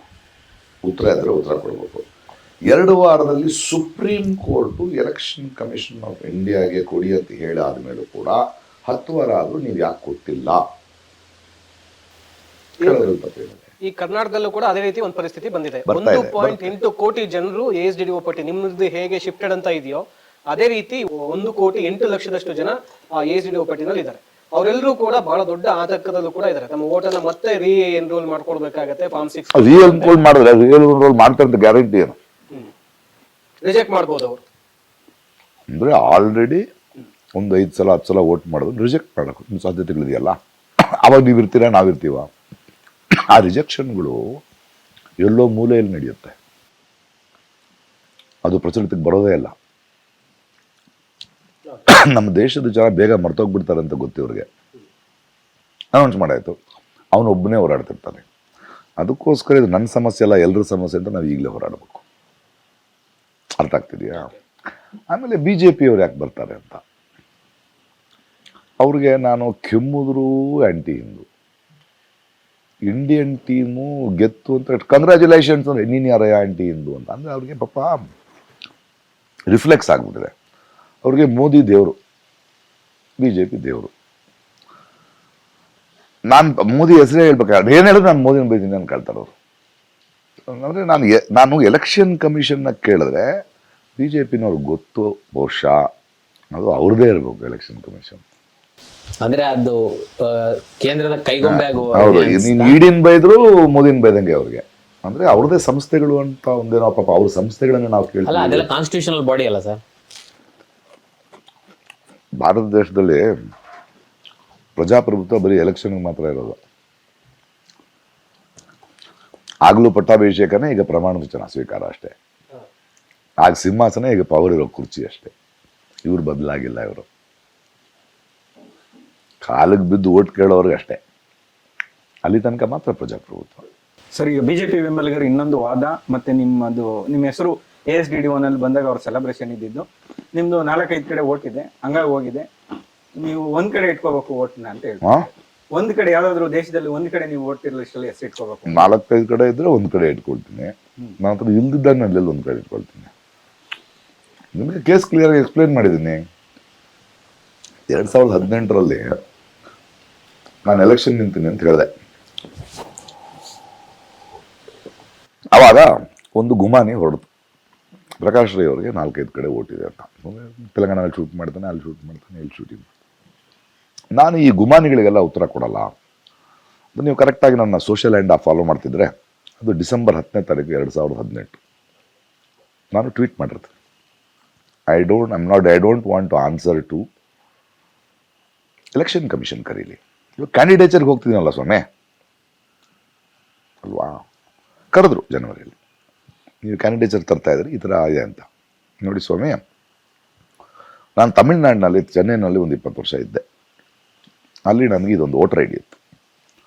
ಆ ವೋಟರ್ ಐ ಡಿಯನ್ನು ನಾನು ಫಾರ್ಮ್ 7 ಕೊಟ್ಟು ಅದನ್ನು ಡಿಲೀಟ್ ಮಾಡೋಕ್ಕೆ ಹೇಳಿದೆ. ಅವರ ಅಕ್ನಾಲೇಜ್ಮೆಂಟ್ ಸರ್ಟಿಫಿಕೇಟ್ ಇದು. ಅದನ್ನು ಡಿಲೀಟ್ ಮಾಡಿದ್ಮೇಲೆ ನಾನು ಬೆಂಗಳೂರಿಗೆ ಬಂದು ಅದನ್ನು ಸಬ್ಮಿಟ್ ಮಾಡಿ ಇದೊಂದು ವೋಟರ್ ಐ ಡಿ ತೊಗೊಂಡಿದ್ದೀನಿ. ಮಿಕ್ಕಿದ್ದು ನನಗೆ ಗೊತ್ತಿಲ್ಲ. ನೀವು ಹೇಳ್ತೀರ ಎಪಿಕ್ ಐ ಡಿಗಳಲ್ಲಿ ವಯಸ್ಸು ಬೇರೆ ಇದೆ, ಇನ್ನೊಂದು ಏನಾದ್ರು ಯಾರು ಕ್ರಿಯೇಟ್ ಮಾಡ್ಬೋದಲ್ಲ ನಿಮ್ಮ ಅಡ್ರೆಸ್ ಇಟ್ಕೊಂಡು, ಹಂಗೆ ಇರ್ಬೋದು ನೋಡಿ ಅಂತ. ನಾವು ಇನ್ವೆಸ್ಟಿಗೇಟ್ ಮಾಡ್ತೀವಿ ಅಂದರು, ಇನ್ವೆಸ್ಟಿಗೇಟ್ ಮಾಡಿದ್ಮೇಲೆ ಇಲ್ಲ ಅದೆಲ್ಲ ಫೇಕ್ ಅಂತ ಗೊತ್ತಾಗಿದೆ, ನಿಮ್ಮ ಕ್ಯಾಂಡಿಡೇಚರ್ ಓಕೆ, ನೀವು ಎಲೆಕ್ಷನ್ ಗೆಲ್ಬೋದು. ಎಲೆಕ್ಷನ್ ಕಮಿಷನ್ ಹೇಳಿದ್ಮೇಲೆ ನನಗೇನು ಮುದಾಯ್ತು. ಅದಾದಮೇಲೆ ನನಗೆ ಗೊತ್ತಿಲ್ಲ, ಇನ್ನೊಬ್ಬರು ಪ್ರೈವೇಟ್ ಕಂಪ್ಲೇಂಟ್ ಹಾಕಿದ್ದಾರೆ ನಲ್ಸೂರ್ಗೇಟ್ ಪೊಲೀಸ್ ಸ್ಟೇಷನ್ನಲ್ಲಿ 2019ರಲ್ಲಿ ಹಾಕಿದ್ದಾರೆ. ಅದು ಹಕ್ಕಿದೆ ಒಬ್ಬ ಪ್ರಜೆಗೆ. ಅವರು RTI ಹಾಕಿದ್ದಾರೆ ಇರೋದಕ್ಕೆ ಎಲೆಕ್ಷನ್ ಕಮಿಷನ್ಗೆ, ನೀವೇನಾದ್ರು ನೋಡ್ತಿದ್ದೀರಾ ಇದನ್ನು, ಹೆಂಗೆ ಕ್ಯಾಂಡಿಡೇಚರ್ ಕೊಟ್ರಿ, ಈ ಕಂಪ್ಲೇಂಟ್ಗಳಿದ್ರು ನಾವು ಕಂಪ್ಲೇಂಟ್ ಕೊಟ್ಟಿದ್ದೀವಿ ಅಂತ. ಆ ಕೇಸು 2025ರಲ್ಲಿ ಬೆಂಗಳೂರಿನ ಡಿಸ್ಟ್ರಿಕ್ಟ್ ಕೋರ್ಟಿಗೆ ಬಂದಿದೆ. ಅಂದರೆ ಆ ಕೇಸು ಕೋರ್ಟಿಗೆ ಬರೋಕ್ಕೆ 7 ವರ್ಷ ತಗೊಂಡಿದೆ, ಅಲ್ಲಿವರೆಗೂ ಬಂದಿಲ್ಲ. 2025ರಲ್ಲಿ ಅವರು ಅಡ್ರೆಸ್ ಕೇಳಿದ್ದಾರೆ. ಸರ್ ಅವರು ಎಲ್ಲಿದ್ದಾರೆ ಗೊತ್ತಿಲ್ಲ, ಬಟ್ ಅಫಿಡವಿಟ್ನಲ್ಲಿ ಈ ಅಡ್ರೆಸ್ ಇದೆ, ಈ ಅಡ್ರೆಸ್ಗೆ ಸಮನ್ಸ್ ಕಳಿಸ್ಬೋದು ಅಂತ. ನ್ಯಾಚುರಲಿ ಕೋರ್ಟು ಒಬ್ಬ ಹೇಳದ ಮೇಲೆ ಕಳಿಸಿದೆ, ರಿಟರ್ನ್ ಬಂದಿದೆ. ರಿಟರ್ನ್ ಬಂದ ತಕ್ಷಣ ಹಂಗಾಗಲಿ ಇನ್ನೊಂದ್ಸಲ ಕಳಿಸ್ತಾರೆ, ಹೋಗಿದೆ ರಿಟರ್ನ್. ನನಗೆ ಗೊತ್ತಿಲ್ಲ. ಅವರು ಒಂದು ನಾನ್ ಬೇಲಬಲ್ ಕಳಿಸ್ತಾರೆ. ನಾನ್ ಬೇಲಬಲ್ ಅನ್ನೋದು ಅರೆಸ್ಟ್ ಮಾಡಿ ಒಳಗಡೆ ಹಾಕಿ ಅಂತಲ್ಲ, ಪೊಲೀಸ್ ಅವ್ರು ಕರ್ಕೊಂಡು ಬನ್ನಿ, ನಾನ್ ಬೇಲಬಲ್ ಎಲ್ಲಿದ್ರು ಹಿಡ್ಕೊಂಡು ಬನ್ನಿ, ಕರ್ಕೊಂಡು ಬನ್ನಿ, ನಮ್ಮ ಕೋರ್ಟಲ್ಲಿ ನಿಲ್ಲಿಸಿ. ಆಮೇಲೆ ನಮ್ಗದು ಗೊತ್ತಾಯ್ತು. ಅದು ಯಾವಾಗ ಗೊತ್ತಾಗುತ್ತೆ ನನಗೆ, ನಾನ್ ಬೇಲಬಲ್ ಮಾರಿಕೊಂಡ ಮಾಧ್ಯಮಗಳು ಅಂತ ನಾನು ಪತ್ರಿಕಾಗೋಷ್ಠಿ ಆಗಿದ್ದು ಮಾರನೇ ದಿನ ಬರುತ್ತೆ ಹೊರಗಡೆ. ಅದು ಅಲ್ಲಿ ತನಕ ಯಾರಿಗೂ ಗೊತ್ತಿಲ್ಲ, ನನಗೆ ಸಮನ್ಸ್ ಬಂದಿರೋ ಗೊತ್ತಿಲ್ಲ, ದೇಶಕ್ಕೂ ಗೊತ್ತಿಲ್ಲ ಸ್ವಾಮಿ. ಪೊಲೀಸ್ ಸ್ಟೇಷನ್ ಅಂದರೆ 9/25 ನಾನು ಇಲ್ಲೇ ತಾನೇ ಓಡಾಡ್ತಾ ಇದ್ದೀನಿ. ಪೊಲೀಸ್ ಡಿಪಾರ್ಟ್ಮೆಂಟ್ ಬಂದು ನನ್ನ ಅರೆಸ್ಟ್ ಮಾಡ್ಬೋದು. ಯಾರೋ ಒಬ್ಬನಿಗೆ ಗೊತ್ತಿಲ್ಲ ತಲೆ ಮರೆಸ್ಕೊಂಡು ಓಡಾಡಿದ್ರು. ಹೋದ್ರೆ ರಾಜ್ಯೋತ್ಸವ ಪ್ರಶಸ್ತಿ ಕೊಟ್ಟಿದ್ದಾರೆ, ಎಲ್ಲ ಮೇಧಾವಿಗಳು ಮಾತಾಡ್ತಿದ್ದೀನಿ, ವ್ಯವಸ್ಥೆ ಬಗ್ಗೆ ಮಾತಾಡ್ತಾ ಇದ್ದೀನಿ, ಎಲ್ಲ ಮಾಡ್ತಿದ್ದೀನಿ. ಪೊಲೀಸ್ನವ್ರು ಗೊತ್ತಾಗಬೇಕಲ್ಲ, ಯಾರಿಗೂ ಗೊತ್ತಿಲ್ಲ. ದಿಢೀರಂತ ಒಂದು ಚಾನಲ್ನವರು ಆ ಲಾಯರ್ನ ಇಟ್ಕೊಂಡು ನೋಡಿ ಅಂತ ನಾನು ಹೇಳಿದೆ. ಈ ಎಪಿಕ್ ಐ ಡಿಗಳೇನಾರು ಹಾಕಿದಾರಾ ಅಂತ ಕೇಳಿದೆ ನಾನು. ಆದರೆ ಎಲ್ಲ ಡಾಕ್ಯುಮೆಂಟ್ ಇದೆ ಅಂತ. ಇಲ್ಲ, ಏನು ಮಾಡಬೇಕು ಸರ್, ಅದೇನು ಕೋರ್ಟ್ ನೋಡಿ ಅಂತ. ಇವಾಗ ನನ್ನ ಹತ್ರ ಸಮನ್ಸ್ ಇಲ್ಲ, ಅದು 1 ವಾರ ಬೇಕು ನಾನು ತೊಗೊಳಕ್ಕೆ, ಅಪ್ಲೈ ಮಾಡಿ ತೊಗೊಳಂಗಿಲ್ಲ. ಅದಕ್ಕೆ ಬೇರೆ ಕಡೆಯಿಂದ ನ್ಯೂಸ್ ಮಿನಿಟರೆಲ್ಲ ಕೇಳಿದ್ಮೇಲೆ ಅವ್ರು ಟ್ರೈ ಮಾಡಿ ಬಂತು ಸಮನ್ಸ್. ನೋಡಿದ್ರೆ ಅಲ್ಲಿರೋ ಎಪಿಕ್ ಐ ಡಿಗೆ ನಾನು ಸಂಬಂಧ ಇಲ್ಲ, ಬಟ್ ನಾನು ಬೇಲ್ ತೊಗೊಳ್ಳೇಬೇಕು, ಕೋರ್ಟ್ಗೆ ಹೋಗಲೇಬೇಕು. ಹೋದೆ ಕೋರ್ಟ್ಗೆ, ಬೇಲ್ ತೊಗೊಂಡೆ. ಕೋರ್ಟ್ಗೆ ಹೋದ ತಕ್ಷಣ ಈ ಮಾಧ್ಯಮದವರು ಬಂದಿದ್ದರು, ಪಾಪ ಲಾಯರ್ಗಳು ಬಂದಿದ್ದರು ಕೋರ್ಟ್ ಒಳಗೆ. ನೋಡಿ ಮೇಡಮ್, ನಮಗೆ ಸಮನ್ಸ್ ಬಂದಿಲ್ಲ. ಹೌದಾ? ಹೌದು, ಸಮನ್ಸ್ ಬಂದಿಲ್ಲ. ಅಲ್ಲ ಕಳಿಸಿದಾರಲ್ಲ ನೋಡಿ, ಅವರು ಅಫಿಡವಿಟ್ನಲ್ಲಿರೋ ಅಡ್ರೆಸ್ಸನ್ನು ಕೊಟ್ಟಿದ್ದಾರೆ. ಅಫಿಡವಿಟ್ನಲ್ಲಿ ಭಾಳ ಅಡ್ರೆಸ್ಗಳಿದಿಲ್ಲ, ಅದಕ್ಕೆ ಯಾಕೆ ಕಳಿಸಿಲ್ಲ ನೀವು? ಒಂದು ಅಡ್ರೆಸ್ ಕಳಿಸಿದಿರಿ. ಆ ಅಫಿಡವಿಟ್ನಲ್ಲಿ ನನ್ನ ಫೋನ್ ನಂಬರ್ ಇದೆ, ಆ ಅಫಿಡವಿಟ್ನಲ್ಲಿ ಇಮೇಲ್ ಐ ಡಿ ಇದೆ, ಇವತ್ತಿಗೂ ಇದೆ. ನೀವು ಪ್ರಕಾಶ್ ರೈ ಅವರು 2019 ಇಮೇಲ್ ಐಡಿ ಫೋನ್ ನಂಬರ್ ಇದೆ ಹಾಕಿದ್ರೆ ಅದೇ ಫೋನ್ ನಂಬರ್ ಇವತ್ತು ನನಗಿರೋದು, ಅದೇ ಇಮೇಲ್ ಐ ಡಿ ನನಗಿರೋದು. ಅದಲ್ಲದೆ ನನ್ನ ಆಸ್ತಿ ವಿವರಗಳು ಮತ್ತು ಅದರ ವ್ಯವಹಾರಗಳಿವೆ. ಹೈದರಾಬಾದ್ ಮನೆ ಅಡ್ರೆಸ್ ಇದೆ, ತಮಿಳುನಾಡು ಮನೆ ಅಡ್ರೆಸ್ ಇದೆ, ಮೈಸೂರಿನ ಈ ತೋಟದ ಅಡ್ರೆಸ್ ಇದೆ. ಅಲ್ಲಿ ಯಾಕೆ ಕಳಿಸ್ಲಿಲ್ಲ ಅವನು? ಯಾಕೆ ಕೊಟ್ಟಿಲ್ಲ ಅವನು? What is is intention? ನನಗೆ ಸಮ್ಮೌನ್ ಬರಬೇಕು ಅನ್ನೋದಾದರೆ ಇಲ್ಲದೇ ಇರೋ ಅಡ್ರೆಸ್ಗೆ ಯಾಕೆ ಕಳಿಸ್ತಿದ್ದೀರಿ? ಇನ್ನೂ 4 ಅಡ್ರೆಸ್ ಇದೆಯಲ್ಲ, you are suppose to send it ಐಸೆ. ಯಾವ ಇಮೇಲ್ನಲ್ಲಿ ಕಳಿಸ್ಬೋದು, ಇವತ್ತು ಕಳಿಸಿಲ್ಲ. We want to fight that, ಇದು ಬೇಲ್ ಗ್ರಾಂಟೆಡ್ ಯಾಕಂತ ಅವ್ರ ವ್ಯಕ್ತಿಗಳು ಪಾಪ ಮಾಧ್ಯಮದವ್ರು ಇದ್ರು ಅಲ್ಲಿ. ಅದ್ರಲ್ಲಿ ಅವ್ರಿಗೆ 10 ಕೋಟಿ ಆದರೂ ನೀವು ಶೂರಿಟಿ ಅಲ್ರಿ, ಬೇಲಬಲ್ ರೀ, ಸಣ್ಣ ವಿಷಯ. ಸಮ್ಮನ್ಸ್ ಹೋಗಿಲ್ರಿ ಅವ್ರಿಗೆ. 4,000 ರೂಪಾಯಿನೋ ಕೊಡಿ, ಅಷ್ಟೇ. ಈಗ ಹೈಕೋರ್ಟ್ಗೆ ಹೋಯ್ತು, ಹೈಕೋರ್ಟ್ ಅದನ್ನು ಇನ್ಮೇಲೆ ಕೇಸ್ ತೊಗೊಳಗಂತ ಹೇಳಿದ್ರು, ಅಲ್ಲಿ ಕೊಟ್ಟಿದ್ದೀವಿ. ಈಗ ಇವ್ರನ್ನ ಕರೆಸಿದ್ದಾರೆ, ನೀನು ಯಾಕೆ ಹಿಂಗೆ ಕೊಂಟೆ ಕಂಪ್ಲೇಂಟು ಅಂತ. ಈಗ ಏನೇ ನಾನು 4 ವೋಟರ್ ಐ ಡಿ ಇದೆ ಅಂತ. ಸರಿ, ನೀವು ಫಾರಂ 7 ಕೊಟ್ಟು ಡಿಲೀಟ್ ಮಾಡಿಸ್ತೆ ಅಂತ ಹೇಳಿದ್ರಿ ಚೆನ್ನೈಯಲ್ಲಿ. ಹೌದು. ಈಗ ಫಾರಂ 6, ಫಾರಂ 7, ಫಾರಂ 8 ಇದು ಬಹಳ ಕನ್ಫ್ಯೂಷನ್ ಇದೆ. ಈ SIR ಪ್ರಕ್ರಿಯೆಯನ್ನು ಬಹಳ ಸಿಂಪಲ್ ಇದೆ. ನೀವು ಪತ್ರಕರ್ತರು ಓದಿದ್ರೆ ಫಾರಂ 6 ಅನ್ನೋದು ಹೊಸ ವೋಟರ್ ಐ ಡಿ. ಇಲ್ಲಿ ತನಕ ವೋಟ್ ಮಾಡದೇ ಇರೋರು, ಹೊಸ ಯಂಗ್ಸ್ಟರ್ 18-19, ಕೆಲವರು 30 ವೋಟರ್ ಐ ಡಿ ಮಾಡ್ಕೊಂಡಿರಲ್ಲ. ಯಾಕೆ ಅಂದ್ಕೊಂಡಿದ್ದೆ, ಭಾಳ ಜನ ನೋಡಿದ್ದೀನಿ ನಾನು, ಎಲ್ಲ ಮಾಡ್ಕೊಳ್ಳಿ ಅನ್ನೋದಕ್ಕೆ. ಫಾರ್ಮ್ 6A ಅಂತ ಒಂದಿದೆ. ಅದು ನಾವು ಬೇರೆ ದೇಶದಲ್ಲಿ ಇರ್ತೀವಿ, ಅವಾಗ ಬಂದು ಹೋಗ್ತಿರ್ತೀವಿ, ನಮ್ಮ ಅಡ್ರೆಸ್ ಅಲ್ಲಿರುತ್ತೆ, ಬಟ್ ವಿ ಆರ್ ಸಿಟಿಸನ್ಸ್. ದುಬೈನಲ್ಲಿ ಕೆಲಸ ಮಾಡ್ತಿರ್ತಾನೆ 3 ತಿಂಗಳು, ಇನ್ನೆಲ್ಲ ಕೆಲಸ ಮಾಡ್ತಿರ್ತಾನೆ, ನನಗೊಂದು ಓಟ್ ಹಾಕಿರಬೇಕು. ಫಾರ್ಮ್ 7 ಒಂದಿದೆ, ತೀರ್ಕೊಂಡ್ಬಿಟ್ಟಿದ್ದಾರೆ, ನಾನು ಇಲ್ಲಿಂದ ಇನ್ನೊಂದು ಕಡೆ ಹೋಗ್ತೇನೆ, ಡಿಲೀಟ್ ಮಾಡಿಬಿಡಿ ನನ್ನ ಓಟನ್ನು, ಇನ್ನೇನು ಮಾಡೋದಕ್ಕೆ. ಫಾರ್ಮ್ 8 ಅನ್ನೋದು, ನಾನು ಮನೆ ಚೇಂಜ್ ಮಾಡ್ತಾ ಇದ್ದೀನಿ, ನಾನು ಮನೆ ಚೇಂಜ್ ಮಾಡ್ತಾ ಇರೋದ್ರಿಂದ ಇವಾಗ ಈ ಮನೆಯಿಂದ ನಾನು ಇಲ್ಲಿಂದ ಸರ್ವಜ್ಞ ನಗರಿಂದ, ರಾಜಾಜಿನಗರಿಂದ ನಾನು ಮಲ್ಲೇಶ್ವರಕ್ಕೆ ಹೋದೆ, ಅಲ್ಲಿ ಬೂತ್ ಬೇರೆ. ಇಲ್ಲಾಂದ್ರೆ ಇಲ್ಲೇ ಇಟ್ಕೊಂಡ್ರೆ, ಈಗ ನೋಡಿ ಕೆಲವರಿಗೆ ಊರಿನಲ್ಲೇ ವೋಟರ್ ಐಡಿ ಇರುತ್ತೆ, ಬೆಂಗಳೂರಿನ ಕೆಲಸ ಮಾಡ್ತಿರ್ತಾರೆ, ಎಲೆಕ್ಷನ್ ಅಂದ್ರೆ ಅಲ್ಲಿಗೆ ಹೋಗ್ಬೇಕು. ಇವಾಗ ಉತ್ತರ ಪ್ರದೇಶದಿಂದ, ಬಾಂಬೆಯಿಂದ, ಮಹಾರಾಷ್ಟ್ರದಿಂದ ಇಲ್ಲಿ ಬಂದು ಕೆಲಸ ಮಾಡ್ತಿರ್ತಾರೆ, ಮನೆ ಮಾಡ್ಕೊಂಡು ಸೆಟ್ಲ್ ಆಗ್ಬಿಟ್ಟಿರ್ತಾರೆ, ಊಟ ಅಲ್ಲಿರುತ್ತೆ, ಹೋಗ್ಬೇಕು. ಇಲ್ಲ ನಾನು ಇಲ್ಲಿಗೆ ಶಿಫ್ಟ್ ಆಗಿದ್ದೀನಿ, ನನಗೆ ಈ ಬೂತ್ನಲ್ಲೇ ಕೊಡಿ, ಅದಕ್ಕೊಂದು ವ್ಯವಸ್ಥೆ. ಸೊ ಫಾರಮ್ 8 ಅದಕ್ಕೆ ಮನೆ ಶಿಫ್ಟ್ ಆಗಿರೋರಿಗೆ. ನೀವು ಮನೆ ಶಿಫ್ಟ್ ಆಗಿರೋದಕ್ಕೆ ಫಾರಮ್ 6 ಯಾಕೆ ಕೊಡ್ತಾ ಇದ್ದೀರಿ ಅಂದರೆ, ಆ ವೋಟರ್ ಐ ಡಿ ಕ್ಯಾನ್ಸಲ್. ಒಂದು ವೋಟರ್ ಐ ಡಿಯನ್ನು according to the law you cannot remove. Form 6 ಒಳಗೆ ನೀವು ತೆಗೆದಾಕಿದ್ರೇನೆ ಫಾರಮ್ 6 ಫಿಲಪ್ ಮಾಡಬೇಕು. ಅದು ಪಾರ್ಲಿಮೆಂಟ್ನಲ್ಲಾಗಲಿ ಇದರಲ್ಲಾಗಲಿ ಪಾಸ್ ಆಗಿಲ್ಲ, ಅಡ್ಮಿನಿಸ್ಟ್ರೇಟಿವ್ಲಿ ಇವ್ರು ಮಾಡ್ಕೊಂಡವ್ರೆ ಫಾರಮ್ 6 ಮಾಡಿ ಅಂತ. ಫಾರಮ್ 8 ಯಾಕೆ ಹೇಳ್ತಿಲ್ಲ ನೀವು?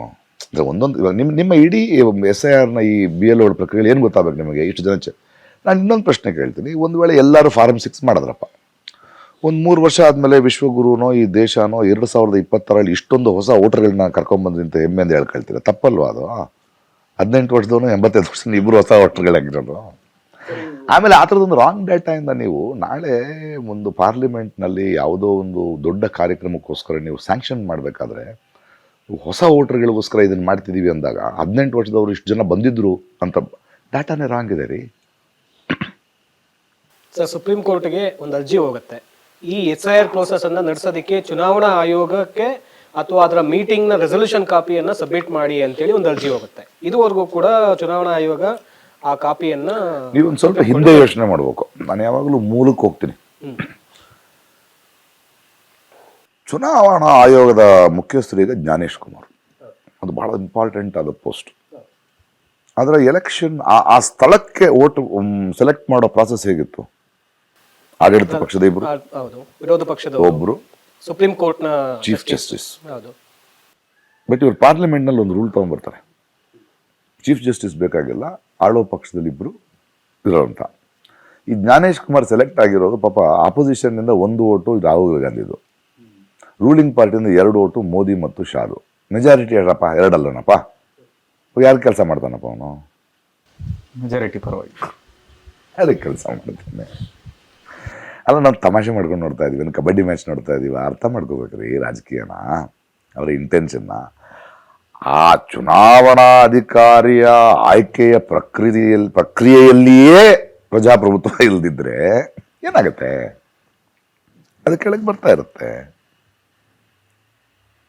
ಸೊ ಅಲ್ಲೇ ಅಲ್ವಾ ನಮ್ಗೆ ಅನುಮಾನ ಶುರು ಆಗೋದು. ನಮ್ಮ ಅನುಮಾನ ಯಾಕೆ ಶುರು ಆಗುತ್ತದು? ಮೋದಿ ಮತ್ತು ಶಾ ಬಗ್ಗೆ ನಿಮ್ಮ ಒಪಿನಿಯನ್ ಏನು ಸರ್? ನನಗಿಂತ ಒಪಿನಿಯನ್ ಏನು ನಡೆದಿದೆ ನಮಗೆ. ದಯವಿಟ್ಟು ಸಾಕು, ನಿಮ್ಮ ನಿಮ್ಮ ನಿಮ್ಮ ಅಜೆಂಡಾಗಳು ಸಾಕು. ದೇಶನ ಅಧೋಗತಿಗೆ ಇಳಿಸಿದ್ದು ಸಾಕು, ದೇಶವನ್ನು ಅಧೋಗತಿಗೆ ಇಳಿಸಿದ್ದು ಸಾಕು. ಏನು ಮಾಡಕ್ಕೆ ಹೊರಟಿದ್ರಿ? ಒಂದು ರಾಷ್ಟ್ರ, ಒಂದು ಧರ್ಮ, ಒಂದು ರಾಷ್ಟ್ರ, ಒಂದು ಭಾಷೆ, ಈ ದೇಶದ ವೈವಿಧ್ಯತೆಯನ್ನು ಕೊಲ್ತಾ ಇದ್ದೀರಿ. ಕಾಣಿಸ್ತಾ ಇಲ್ವಾ ನಮಗೆ? 400ರಿಂದ 240 ಇಳಿದಿದ್ದೀರಿ, ನೆಕ್ಸ್ಟ್ ಟೈಮ್ ಇನ್ನೂ ಇಳಿತೀರಿ. ಯುವಕರು ಸ್ಟಾರ್ಟ್ ಆಗಿದ್ದಾರೆ, ಪ್ರಶ್ನೆ ಮಾಡ್ತಿದ್ದೀವಿ.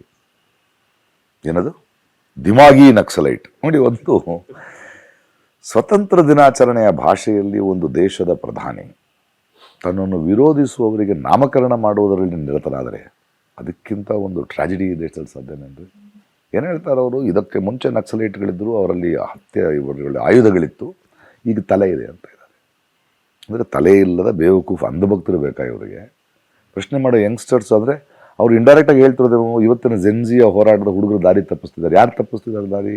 ಸೋನಂ ವಾಂಗ್ಚುಕ, ಅರುಂಧತಿ ರಾಯ, ಪ್ರಕಾಶ್ ರಾಜ, ದಿಮಾಕಿ ನಕ್ಸಲೈಟ್ಸ. ನಾವು ಏನು ಹೇಳ್ತಾ ಇದೀವಿ? ನಾವು ಪ್ರಜಾಪ್ರಭುತ್ವ ಬೇಕು ಅಂತ ಇದ್ದೀವಿ. ಏನು ಮಾಡೋಣ ಇವ್ರಿಗೆ? ಒಬ್ಬ ಪ್ರಧಾನಿ ಜೋಗಳಿಗೆ ಈ ನ್ಯಾಷನಲ್ ಫ್ಲಾಗ್ ಹೆಂಗೆ ಇಟ್ಕೋಬೇಕು ಗೊತ್ತಿಲ್ಲ. ಕುಂತ್ಕೊಂಡು ಅಂದರೆ ಒಂದು ದೇಶದ ಪ್ರಧಾನಿ ಮಾತಾಡುವ ಪ್ರಬುದ್ಧ ಮಾತುಗಳಾದು. ಪ್ರಜಾಪ್ರಭುತ್ವದ ಸೌಂದರ್ಯನೇ ವಿರೋಧ ಪಕ್ಷ. ಪ್ರಜಾಪ್ರಭುತ್ವ ಉಳ್ಕೊಳ್ಳೋದೇ ಪ್ರತಿರೋಧದಿಂದ ಅಲ್ವಾ? ಪ್ರತಿಪಕ್ಷಗಳಿರ್ಬೇಕು. ಪ್ರತಿಪಕ್ಷಗಳನ್ನೇ ಮಾಡಿಬಿಡ್ತೀವಿ, ಒಬ್ಬರೇ ಕೂತ್ಕೊಂಡು ಚಾರ್ಸೋ ಪಾರನೋ ಅಹಂಕಾರ ಎಲ್ಲ ಬಿಲ್ ನೀವು ಪಾಸ್ ಮಾಡಿಬಿಡ್ತೀರಾ? ಪ್ರಶ್ನೆ ಮಾಡೋರು ಯಾರು ಇರಲ್ವಾ? ಇಡೀ ಸಂಸತ್ತು ಈ ಸಲ ಅಧಿವೇಶನ ನಡೀತಾ ಇದೆ. ಒಂದಿನ ಇದು 52 ವರ್ಷಗಳ ಇತಿಹಾಸದಲ್ಲಿ ಪಾರ್ಲಿಮೆಂಟ್ಗೆ ಬರದೇ ಇರೋ ಹೋಮ್ ಮಿನಿಸ್ಟರ್ ಮತ್ತು ಪ್ರೈಮ್ ಮಿನಿಸ್ಟರ್ ಯಾಕೆ ಬಂದಿಲ್ಲ? ಬಿಲ್ಡಿಂಗ್ ಒಳಗೆ ಬಂದ್ಬಿಟ್ಟು ಪಕ್ಕದಲ್ಲಿ ಒಂದು NDA ಮೀಟಿಂಗ್ ಮಾಡ್ಕೊಂಡು ಹೋಗ್ತಿದ್ರಿ. ನಾಚಿಕೆ ಆಗಲ್ಲ ನಿಮಗೆ? ಸ್ಕೂಲ್ನಲ್ಲಿ ಇಷ್ಟು ದಿನ ಆಬ್ಸೆಂಟ್ ಆದರೆ ಸ್ಕೂಲಿಂದ ಡಿವೈಡ್ ಮಾಡಿ ಕಳಿಸ್ಬೇಕು ಅವ್ರನ್ನೆಲ್ಲ. ಅವ್ರು ಇಷ್ಟ ಬಂದಾಗ ಬಂದು ಭಾಷಣ ಮಾಡೋಕೆ. You should be present. ಇವರ ಪಾರ್ಲಿಮೆಂಟೇರಿಯನ್. 140 ಕೋಟಿ ಪ್ರತಿ ಜನರಿಗೆ 535 500 ಚಿಲ್ಲರೆ ಪಾರ್ಲಿಮೆಂಟೇರಿಯನ್ಸ್. ಸಂವಿಧಾನದಲ್ಲಿ ಅದಕ್ಕೆ ಅವಕಾಶ ಇಲ್ವಲ್ಲ ಸರ್? ಇದು ಈಗ ಪ್ರಧಾನಿ ಸಂಸತ್ತಿಗೆ ಅಥವಾ ಅಧಿವೇಶನಕ್ಕೆ ಹಾಜರಾಗ್ಲಿಲ್ಲ ಅಂದ್ರೆ ಅವರನ್ನ ವಾಪಸ್ ಕಳ್ಸಿಕೊಳ್ಳುವಂತಹ ಅಧಿಕಾರ ಇಲ್ವಲ್ಲ? ಒಬ್ಬನಲ್ಲೇ ಓಡಾಡ್ತಾ ಇದ್ದಾರೆ. ಏನ್ ಮಾಡೋಣ? ನಮ್ಮ ದೇಶದ ಪ್ರಾಬ್ಲಮ್ ಅಂದ್ರೆ ನೀವು ಒಂದು ರೂಲ್ ಮಾಡಿದ್ರೆ ಹೆಂಗ್ ಬ್ರೇಕ್ ಮಾಡ್ಬೇಕು ಅಂತ ನೋಡ್ತೀವಿ ನಾವು. ಫಾಲೋ ಮಾಡೋದೇ ಇಲ್ವಾ? ಅದೊಂದು ವಿದೇಶದಲ್ಲಿದ್ದೆ. ನಮ್ಮ ದೇಶದಲ್ಲಿ ಟ್ರಾಫಿಕ್ ರೂಲ್ ಏನಾದ್ರು ಮಾಡಿದ್ರೆ ಅದನ್ನು ಫಾಲೋ ಮಾಡ್ತೀವಿ. ನಿಮ್ಮ ದೇಶದಲ್ಲಿ ರೂಲ್ ಮಾಡಿದ ತಕ್ಷಣ ಹೆಂಗೆ ಬ್ರೇಕ್ ಮಾಡಬೇಕು ಅಂತ ಯೋಚನೆ ಮಾಡ್ತೀವಿ. ಒಂದು ಪವರ್ನ ಇಟ್ಕೊಂಡು ಓಡ್ತಿದ್ದಾರೆ. ಓಡಲಿ, ಅದು ಎಷ್ಟು ದಿನ ಓಡುತ್ತೆ ನೋಡಿ. ಜನ ಬೇಸಿದ್ದಾರೆ. ಇತ್ತೀಚೆಗೆ ನೀವು ಈ ಒಂದು ವರ್ಷದಿಂದ ಪ್ರಧಾನಿಯವರ ಟ್ವೀಟ್ಗಳು ಮತ್ತು ಅವರ ಇದನ್ನು ನೀವು ನೋಡಿ, ಕೆಳಗಡೆ ಕಮೆಂಟ್ಗಳನ್ನು ನೋಡಿ. ಬಹುಶಃ ಭಾರತದ ಇತಿಹಾಸದಲ್ಲಿ ಇಷ್ಟು ಬಯಸ್ಕೊಳ್ಳೋ ಪ್ರೈಮ್ ಮಿನಿಸ್ಟರ್ ನಾವು ನೋಡೇ ಇಲ್ಲ. ಅಲ್ಲ, ಒಟ್ಟು ಬಿಜೆಪಿ ಮತ್ತು ಅದರ ಬೆಂಬಲಿತ ಯಾರೇ ಪೋಸ್ಟ್ ಮಾಡಿದ್ರು ಅಲ್ಲ, ಒಬ್ಬ ಪ್ರೈಮ್ ಮಿನಿಸ್ಟರ್ ಇಷ್ಟು ಬಯಸ್ಕೊಂಡಿರೋದ್ರೆ ನೀವು ನೋಡಕ್ ಸಾಧ್ಯನೇ ಇಲ್ಲ. ನೀವು ದಯವಿಟ್ಟು ಅವ್ರ ದಿನ ಮನ್ ಕಿ ಬಾತ್ ಮಾಡ್ತಾ ಇರೋದು ಕೆಳಗಡೆ ನೋಡಿ. ಅಲ್ಲ, ಅಟ್ಲೀಸ್ಟ್ ಅವ್ರು ಯಾರು ನೋಡಿ ಹೇಳಕ್ ಹೇಳಿ. ಇಲ್ಲ, ಮನ್ ಕಿ ಬಾತ್ ಕಮೆಂಟ್ ಸೆಕ್ಷನ್ ಆಫ್ ಮಾಡ್ತಾರೆ. ಕಮೆಂಟ್ ಸೆಕ್ಷನ್ ಆಫ್ ಮಾಡ್ತಾರೆ. ಅಲ್ರಿ, ಅವ್ರು ಟ್ವೀಟ್ ಮಾಡ್ತಾರೆ. ಟ್ವೀಟ್ ಕೆಳಗೆ ನೋಡಿ. ಅವ್ರೀಗ ನಕ್ಸಲಿ ಅಂತ ಹೇಳಿದಾರೆ. ಅದೇನು ನಕ್ಸಲಿ? ಅದು ದಿಮಾಕಿ ನಕ್ಸಲಿ. ಅದು ಒಬ್ರು ಹಾಕಿದ್ದಾರೆ ಅದರಲ್ಲಿ, ಇನ್ಸ್ಟಾದಲ್ಲಿ. ಕೆಳಗಡೆ ಕಮೆಂಟ್ ನೋಡಿ. ಸ್ವಲ್ಪ ನಾಚಿಕೆ ಮರ್ಯಾದೆ ಇರ್ಬೇಕಪ್ಪ. ಸರ್, ಈಗ ನೀವು SIR ಪ್ರಕ್ರಿಯೆ ನಡೀತಿರ್ಬೇಕಾದ್ರೆ ಅಂದ್ರೆ ನಿಮ್ಮ ಕರ್ನಾಟಕದ ರಾಜ್ಯದ ಚುನಾವಣಾ ಅವ್ರ ಬಗ್ಗೆ ಕನಿಕರ ವ್ಯಕ್ತಪಡಿಸ್ತಿದ್ದಾರೆ, ಅಧಿಕಾರಿಗಳ ಬಗ್ಗೆ ಕನಿಕರ. ಯಾಕೆ ಅಂದ್ರೆ ಹಾಗಾದ್ರೆ ನಿಮ್ಮ ಹೋರಾಟ ಯಾರ ವಿರುದ್ಧ ಅಂತ ಸರ್? ಅದನ್ನ ಇಷ್ಟು ಅರ್ಜೆಂಟ್ ಮಾಡ್ತಿರುವ ಕೇಂದ್ರ ಸರ್ಕಾರದ ವಿರುದ್ಧ. ಯಾಕೆ ಇಷ್ಟು ಅರ್ಜೆಂಟ್ ಮಾಡ್ತಾ ಇದ್ದೀರಿ ನೀವು? ಒಂದು, ನಿಮ್ಮ ಪ್ರಜೆಗಳಿಗೆ ಯಾಕೆ ಇಂತಹ ಮಾನಸಿಕ ತುಂಬಲಿಕ್ಕೆ ಒಳಗೆ ಮಾಡ್ತಿದ್ದೀರಿ ಅಂತ. ಸರ್, ಈ ದೇಶದಲ್ಲಿ ಬಾಂಗ್ಲಾದೇಶದವ್ರು ಇದಾರೆ ಅಂತಾರೆ ಅವ್ರು. ಹೇಳ್ತಾರೆ, ಕೂಡ ಕೇಳಿ. ಚೆನ್ನಾಗಿ ಕೇಳೋದನ್ನಲ್ಲ ಖರ್ಗೆಯಪ್ಪ. ಬಾಂಗ್ಲಾದೇಶದವನು ಕರ್ನಾಟಕದಲ್ಲಿ ಅಂದ್ರೆ ಬಾರ್ಡರ್ ಯಾರ ಹತ್ರಪ್ಪ ಇರೋದು? ಅಮಿತ್ ಶಾ ಹತ್ರ ತಾನೆ. ಬೆಂಗಾಲ್ ಆ ಕಡೆ ತಾನೆ ಬಾರ್ಡರ್ ಇರೋದು. ಬೆಂಗಾಲ್ ದಾಟ್ಕೊಂಡು ಮಹಾರಾಷ್ಟ್ರ ದಾಟ್ಕೊಂಡು ಕರ್ನಾಟಕಕ್ಕೆ ಬರ್ಬೇಕಲ್ಲ. ಬಾರ್ಡರ್ ನನ್ನ ಹತ್ರನೇ ಇದೆ, ತೆಗಿ. ಹಾಗಾಗಿ ನೇರವಾಗಿ ಆರೋಪ ಮಾಡ್ತಿದ್ರ ಗೃಹ ಸಚಿವ? ನೇರವಾಗಿ ಏನ್ರಿ ಇರೋದೇ ಆರೋಪ ಅಲ್ರಿ, ನಿಜ ಅದು. ವಾಸ್ತವ ರೀ. ಭಾರತ ದೇಶದ ಗಡಿ ಯಾರ ಕೈನಲ್ಲಿದೆ ರೀ? ಗೃಹ ಮಂತ್ರಿಗಳ ಕೈಲಿ. ರಾಜ್ಯದ ಗಡಿ ಯಾರ ಕೈನಲ್ಲಿದೆ ರೀ? ಇಲ್ಲಿಯ ಗೃಹ ಮಂತ್ರಿ ಕೈನಲ್ಲಿ. ಇಲ್ಲಿಯ ಗೃಹ ಮಂತ್ರಿ ಮೇಲೆ ನೀವು ಬೈದ್ರೆ ಹಂಗ ನೀನ್ ಬಿಟ್ರೆ ತಾನಪ್ಪ ಇಲ್ಲಿ ಬರೋದು. ಏನ್ ಹಿಂಗ್ ಬಂದ್ರ? ಇಲ್ಲ ಭೂಮಿ ಒಳಗಡೆಯಿಂದ ಬಂದ್ರ? ವಿಮಾನದಲ್ಲಿ ಹಾಕಂತೂ ಸಾಧ್ಯ ಇಲ್ಲ. ಮೇಲಿಂದ ಬಂದ್ ಬಿದ್ರ? ಇಲ್ಲ ಭೂಮಿಯಿಂದ ಮೊಳಕೆ ಹೊಡೆದ್ರ? ಬಾರ್ಡರ್ ನಿನ್ನ ಹತ್ರ ಇದೆಯಪ್ಪ. ಪಾಕಿಸ್ತಾನ, ಬಾಂಗ್ಲಾದೇಶ, ಚೈನಾ ಬಂದ್ಬಿಟ್ಟಿದೀವಲ್ಲ ಲಡಾಖಲ್ಲಿ. ಏನ್ ಮಾಡ್ತಿದ್ದೀರಿ? 16 ಕಿಲೋಮೀಟರ್. ಆದ್ರೆ ಸುಮ್ಮನೆ ಹೇಳಕ್ಕೆ ಇವಾಗ ಇಲ್ಲೂ ಬಾಂಗ್ಲಾದೇಶಿ ಅಂತಿದ್ದಾರೆ. ಪ್ರೂವ್ ಮಾಡಿ. SIR ಮಾಡ್ತಿದ್ದೀರಲ್ಲ. 13 ರಾಷ್ಟ್ರದಲ್ಲಿ ಪ್ರೂವ್ ಮಾಡಿಲ್ಲ, ಇಲ್ಲಿ ಯಾವಾಗ ಪ್ರೂವ್ ಮಾಡ್ತೀರಿ? ಸುಪ್ರೀಂ ಕೋರ್ಟ್ ಹೇಳಿದ ಮೇಲೂ ಇನ್ನು ಡಾಟಾ ಕೊಡ್ತಿಲ್ವಲ್ರಿ ನೀವು? 13 ರಾಜ್ಯಗಳಾಗಿದೆ. ಸುಪ್ರೀಂ ಕೋರ್ಟ್ ಮೇಲೆ ಇನ್ನು ಯಾರು ಕೇಳ್ಬೇಕಪ್ಪ? ಮರ್ತ್ಬಿಟ್ರು ಜನ ಅಂತ ಬಿಟ್ರೆ. ನಮ್ಮಂತವ್ರು ನೆನಪಿರುತ್ತೆ. ದಿಮಾಗಿ ನಕ್ಸಲೈಟ್ಗಳಲ್ಲ ನಾವು, ಸ್ವಲ್ಪ ದಿಮಾಕಿದೆ, ನೆನಪಿರುತ್ತೆ. ಸರಿ, ಘನತೆ ಬಗ್ಗೆನೂ ಮಾತಾಡ್ತಿದ್ರಿ ಸರ್ ನೀವು. ತುಂಬಾ ಮುಖ್ಯ. ಘನತೆ ಬಗ್ಗೆ ಅಲ್ಲ, ಇನ್ನೊಬ್ಬ ಪ್ರಜೆಯಾಗಿ ನಿನ್ನ ಘನತೆ ಬೇಕೋ ಬೇಡವೋ? ಬಡವ ಆಗ್ಲಿ ಶ್ರೀಮಂತ ಆಗ್ಲಿ, ಒಂದು ಸೆಲ್ಫ್ ರೆಸ್ಪೆಕ್ಟ್ ಬೇಕು. ನಾನು ಈ ದೇಶದ ಪ್ರಜೆ, ವೋಟ್ ಮಾಡಿದ್ದೀನಿ. ನಾನೇನು ಮಾಡ್ತೀನಿ? ನಾನೊಬ್ಬ ದಿನಗೂಲಿ ಕೆಲಸ ಮಾಡೋನು. ದಿನಕ್ಕೊಂದು 300 ರೂಪಾಯಿ ದುಡಿಬೋಲ್ಲ? ತುಂಬ ಅಷ್ಟರ ಕೆಳಮಟ್ಟಿಗೆ ಜನ ಇದ್ದಾರೆ. ಆ 300 ರೂಪಾಯಿ ನಾನು ಹೆಂಡತಿ ಮಕ್ಕಳು ನೋಡ್ಕೋಬೇಕು, ನಾನು ಊಟ ಮಾಡಬೇಕು. ಊಟ ಮಾಡ್ಬೇಕಾದ್ರೆ ಸರ್ಕಾರಕ್ಕೆ ಟ್ಯಾಕ್ಸ್ ಕಟ್ಟಬೇಕು. ಒಂದು ಬೆಂಕಿ ಪಟ್ಟಣ ತೊಗೊಂಡ್ರೆ, ಗಾಡಿಗೆ ಪೆಟ್ರೋಲ್ ಹಾಕ್ಕೊಂಡ್ರೆ, ಒಂದು ದಿನಸಿ ಅಂಗಡಿಯಲ್ಲಿ ಏನಾದ್ರು ತೊಗೊಂಡ್ರೆ, ಗೊತ್ತಿಲ್ಲದೆ 5 ಸ್ಟಾರ್ ಹೋಟ್ಲ್ಗೆ ಹೋಗಿ ಒಂದೊಂದು AC ಇರೋ ಹೋಟ್ಲ್ಗೆ ಹೋಗ್ತಿದ್ರೆ 15% GST ಕಟ್ಬೇಕು. ಫ್ಯಾನ್ ಹಾಕೊಂಡಿರೋದಕ್ಕೆ ಹೋದ್ರೆ 5% ಕಟ್ಬೇಕು. ಒಂದು ಬಟ್ಟೆ ತೊಗೊಂಡ್ರೆ ಅದಕ್ಕೊಂದು GST ಕಟ್ಬೇಕು. ಅಂದರೆ ಇಂಡೈರೆಕ್ಟ್ ಆಗಿ GST ಕಟ್ಟಿ ದೇಶ ನಡೆಸಿ ನೀವು. ಒಂದು ಪೊಲೀಸ್ ಡಿಪಾರ್ಟ್ಮೆಂಟು, ಒಂದು ರಾಜಕಾರಣ, ಒಂದು ಎಲೆಕ್ಷನ್ ಕಮಿಷನು, ನೀರು ಸರಬರಾಜು, ವಿದ್ಯುತ್ ಸರಬರಾಜು, ರಸ್ತೆಗಳು, ಶಾಲೆಗಳು, ಆಸ್ಪತ್ರೆಗಳು ನಡೆಸಿ ನಾನು ನನ್ನ ದುಡಿಮೆಯಿಂದ ಕೊಡ್ತಾ ಇದ್ದೀನಿ ಅಂತ. ಅವನಿಗೊಂದು ಘನತೆ ಬಿಡುವೇನ್ರಿ? ಅವನನ್ನು ಕ್ಯೂನಲ್ಲಿ ನಿಲ್ಲಿಸ್ತೀರೇನ್ರಿ ನೀವು? ಕೆಲಸ ಬಿಟ್ಟು ಆಂದೋಲನಕ್ಕೆ ಗುರಿಯಾಗಿ ಅಯ್ಯೋ ಮತ್ತೆ ನನಗೆ ಓಟ್ ಸಿಗುತ್ತೋ ಇಲ್ವೋ, ಯಾವ ಫಾರ್ಮ್ ಮತ್ತೆ ಇವಾಗ ಎಲ್ಲಿಂದ ಫಿಲ್ ಮಾಡ್ಬೇಕು ನಾನು? 2008 ನಾನು ಎಲ್ಲಿ ಓಟ್ ಮಾಡಿದೆ? 2ರಲ್ಲಿ ನಮ್ಮ ಅಮ್ಮ ಎಲ್ಲಿ ಓಟ್ ಮಾಡಿದ್ಲು, ನಮ್ಮ ಅಜ್ಜಿ ಎಲ್ಲಿ ಓಟ್ ಮಾಡಿದ್ಲು? What is this non sense? ಅಂದರೆ ನೀನು ಅವ್ನು ಗೌರವಿಸ್ತಾನೆ ಇಲ್ಲ. ಅವ್ನಿಗೆ ಹೇಳೋದು ಟಕ್ಕಂತ ಬಂದ್ಬಿಟ್ಟೆ ನೀನು. ಒಂದು 6 ತಿಂಗಳು ಕೆಲಸದ ಮಧ್ಯೆ ಓಹೋ ನಡೀತಿದೆಯಂತೆ, ನಾವು ಪ್ರಿಪೇರ್ ಆಗಿರ್ಬೇಕಂತೆ, ಅವ್ರು ಬರ್ತಾರಂತೆ, ನನ್ನ ಡಾಟಾ ಆಲ್ರೆಡಿ ಇದೆಯಂತೆ, ನಾವು ಅವ್ರಿಗೆ ಉತ್ತರ ಕೊಡಬೇಕು. ಏನೋ ಒಂದು ಟೈಮ್ ಸಿಗುತ್ತಲ್ಲ, ಅವನಿಗೋಸ್ಕರ ಮನೇಲಿ ಕೂತ್ಕೊಳ್ಳೋಕ್ಕಾಗತ್ತೆ ಹಿಂಗೆ? ಯಾವಾಗ ಬರ್ತಾನೆ ನೋಡಿಕೊಂಡು ಅದೊಂದು ಗೌರವಿಸೋದಲ್ವ ಒಬ್ಬ ಪ್ರಜೆನ? ಅವನು ಎಲ್ಲ ಇರ್ತಾನೆ ರೀ. ನೀವು ಇಲ್ಲಿ ನಮ್ಮ ಗಂಡಿಪುರ ನಾಗರಹೊಳೆ ಫಾರೆಸ್ಟ್ನಲ್ಲಿ ಗಂಡಸರು ಇರ್ತಾರೆ, ಮನೆ ಇರುತ್ತೆ, ಗುಳೆದ್ದು ಹೋಗೋದು ಅಂತೀವಿ. ಅವ್ರು 6 ತಿಂಗಳು ವಯನಾಡ್ಗೆ ಹೋಗ್ತಾರೆ ರೀ ಹೆಂಡತಿ ಮಕ್ಕಳನ್ನ ಸಾಕಕ್ಕೆ. ನೀವು ಉತ್ತರ ಕರ್ನಾಟಕಕ್ಕೆ ಹೋದರೆ ಬಳ್ಳಾರಿಯ ಪ್ರಾಂತಗಳೆಲ್ಲ ಬೇಸಿಗೆ ಬಂದರೆ ಅಲ್ಲಿಂದ ಅವರು ಗೋವಾ, ಒಡಿಸ್ಸಾ, ಮಹಾರಾಷ್ಟ್ರ ಇಲ್ಲೊಬ್ಬ ಓಡಾಟ ಇದ್ದಾನೆ ಪಾಪ. ಅವರು ಸ್ವಲ್ಪ ಫ್ರೀ ಸಿಕ್ಕರೆ ಇಟ್ಟಿಗೆ ಡೀಸೆಲ್ ಗುಡ್ಗಳಿಗೆ ಹೋಗ್ತಾರೆ. ಅವ್ನು ಬರೋಷ್ಟೊತ್ತಿಗೆ ನಿಮಗೆ ಸುನಾಮಿ ಬಂದಾಗ ನಾನು ಚೆನ್ನೈನಲ್ಲಿದ್ದೆ. ಆಮೇಲೆ ಒಬ್ಬ ಮೀನು ಮಾರೋನ್ನ ಕೇಳಿದೆ. ಒಂದು ಶಿಪ್ ಇರುತ್ತೆ ಅವ್ರದ್ದು, ದೊಡ್ಡ ಬೋಟು. ಅದನ್ನು ಪಾಪ ಬಾಡಿಗೆಗೆ ತೊಗೋಬೇಕು ಅವರು. ಅದರಲ್ಲಿ ಕೆಲವು ಟನ್ಗಳ ಮೀನುಗಳು ನಡಿಬೋದು. ಅದರೊಂದು 8-9 ಜನ ಸೇರ್ಕೊಳ್ತಾರೆ. ಒಂದು ವಾಟರ್ ಟ್ಯಾಂಕ್ ಇಟ್ಕೊಳ್ತಾರೆ, ಅಲ್ಲಿ ಉಪ್ಪು ನೀರು ಇರೋದ್ರಿಂದ ಒಂದಷ್ಟು ಉಪ್ಪು ಖಾರ ಇಟ್ಕೊಂಡು ಸೌಟು ಇಟ್ಕೊಂಡು ಅವರು ಅಲ್ಲಿಂದ ಹೊರಟ್ರೆ, ಚೆನ್ನೈ ಬೀಚಿಂದ ಹೊರಟ್ರೆ ವೈಜಾಗ್ವರೆಗೂ ಹೋಗ್ತಾರೆ. ಹೋಗಿ ವಾಪಸ್ ಬರೋ ಅಷ್ಟೊಂದು 15 ದಿನ ಆಗುತ್ತೆ. 15 ದಿನದಲ್ಲಿ 1-2 ಲಕ್ಷ 3 ಲಕ್ಷದಷ್ಟು ಬೆಳೆ ಬಾಳುವಷ್ಟು ಮೀನುಗಳನ್ನ ಹಿಡಿದು ಕೆಳಗಡೆ ಐಸ್ ಬಾಕ್ಸ್ನಲ್ಲಿ ಹಾಕಿದ್ರೆ ಅಲ್ಲಿ ಬಂದು ಅದ್ರ ಬಾಡಿಗೆ ಕೊಟ್ಟು ಅಂದರೆ ನಿಮ್ಗೆ ಆಶ್ಚರ್ಯ ಆಗುತ್ತೆ. 15-20 ದಿನ ಹೋಗಿ ಬಂದರೆ ಒಬ್ಬೊಬ್ಬರಿಗೆ 2,000 ರೂಪಾಯಿ ಉಳಿದ್ರೆ ಕಷ್ಟ. ಹೆಚ್ಚು ಚೆನ್ನಾಗಿದ್ರೆ ಬರುತ್ತೆ, ಕೆಲವು ಸಲ ಅದು ಉಳಿಯಲ್ಲ. ಆ ಥರದವ್ರು ಹೋಗಿ ಸುನಾಮಿ ಬಂದಾಗ ಎಲ್ಲಿದ್ರಿ ನೀವು ಒಂದೇ? ನಾವು ಸುನಾಮಿ ಬಂದಾಗ ಹೋಗಿದ್ವಿ ಸರ್, ಸರದೊಳಗಿದೆ, ಒಳಗೆ ಗೊತ್ತಾಗಲಿಲ್ಲ ನಮಗೆ. ನಾವು ಬಂದು ನೋಡೋ ಅಷ್ಟೊತ್ತಿಗೆ ಹಿಂಗಾಗೋಗಿತ್ತು ಸರ್. ಆ ಥರ ಅಲ್ವಾ ಮಾಡ್ತಾ ಇರೋದು ಇವರು?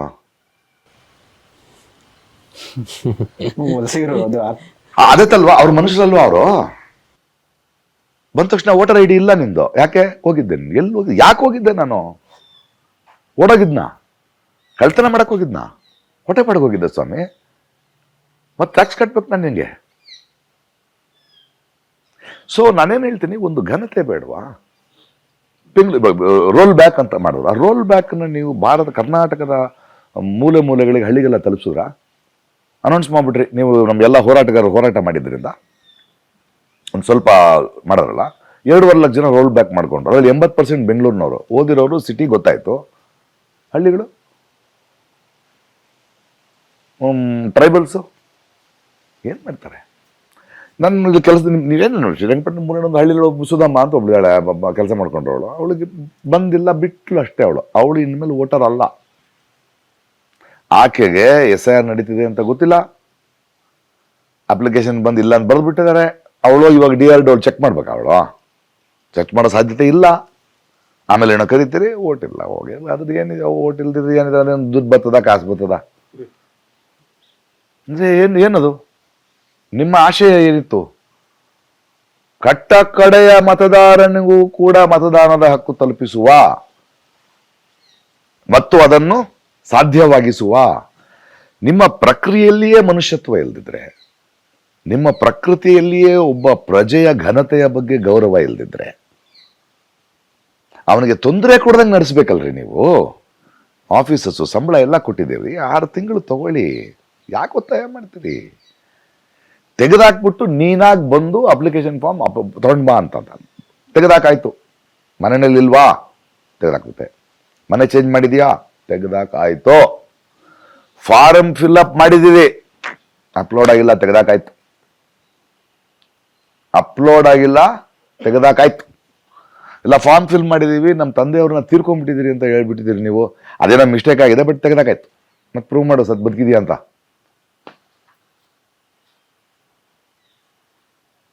ಅಂದ್ರೆ 65, 70, 75 ವರ್ಷದಿಂದ ತೆಗೆದಾಕ್ಬಿಟ್ಟಾರೆ. ನಾವು ಅವನೇನು ಪ್ರೂವ್ ಮಾಡ್ಬೇಕು?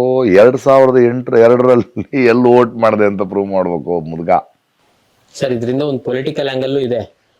ಏನು ಅಂದ್ರೆ ಕಾಂಗ್ರೆಸ್ನವ್ರು ಆರೋಪ ಮಾಡೋದು ನಮ್ಮ ಮತದಾರರನ್ನು ಡಿಲೀಟ್ ಮಾಡ್ತಾರೆ ಅಂತ.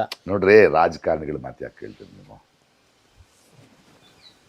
ತೆಗ್ದಾಕಾಯ್ತು ಅಂದ್ರೆ ಸಿಂಪಲ್ ಅವರು ಪ್ರಜೆಗಳ ಮಾತನ್ನ ನಾವು ಪ್ರಜೆಗಳ ಕೇಳ್ತಾ ಇದೀವಿ. ನಾವು ರಾಜಕೀಯ ಪಕ್ಷದವರಲ್ಲ ಇಲ್ಲಿ. ಭಾರತ ದೇಶದವರು ಯಾವ ರಾಜಕೀಯ ಪಕ್ಷದವರು ಅಲ್ಲ.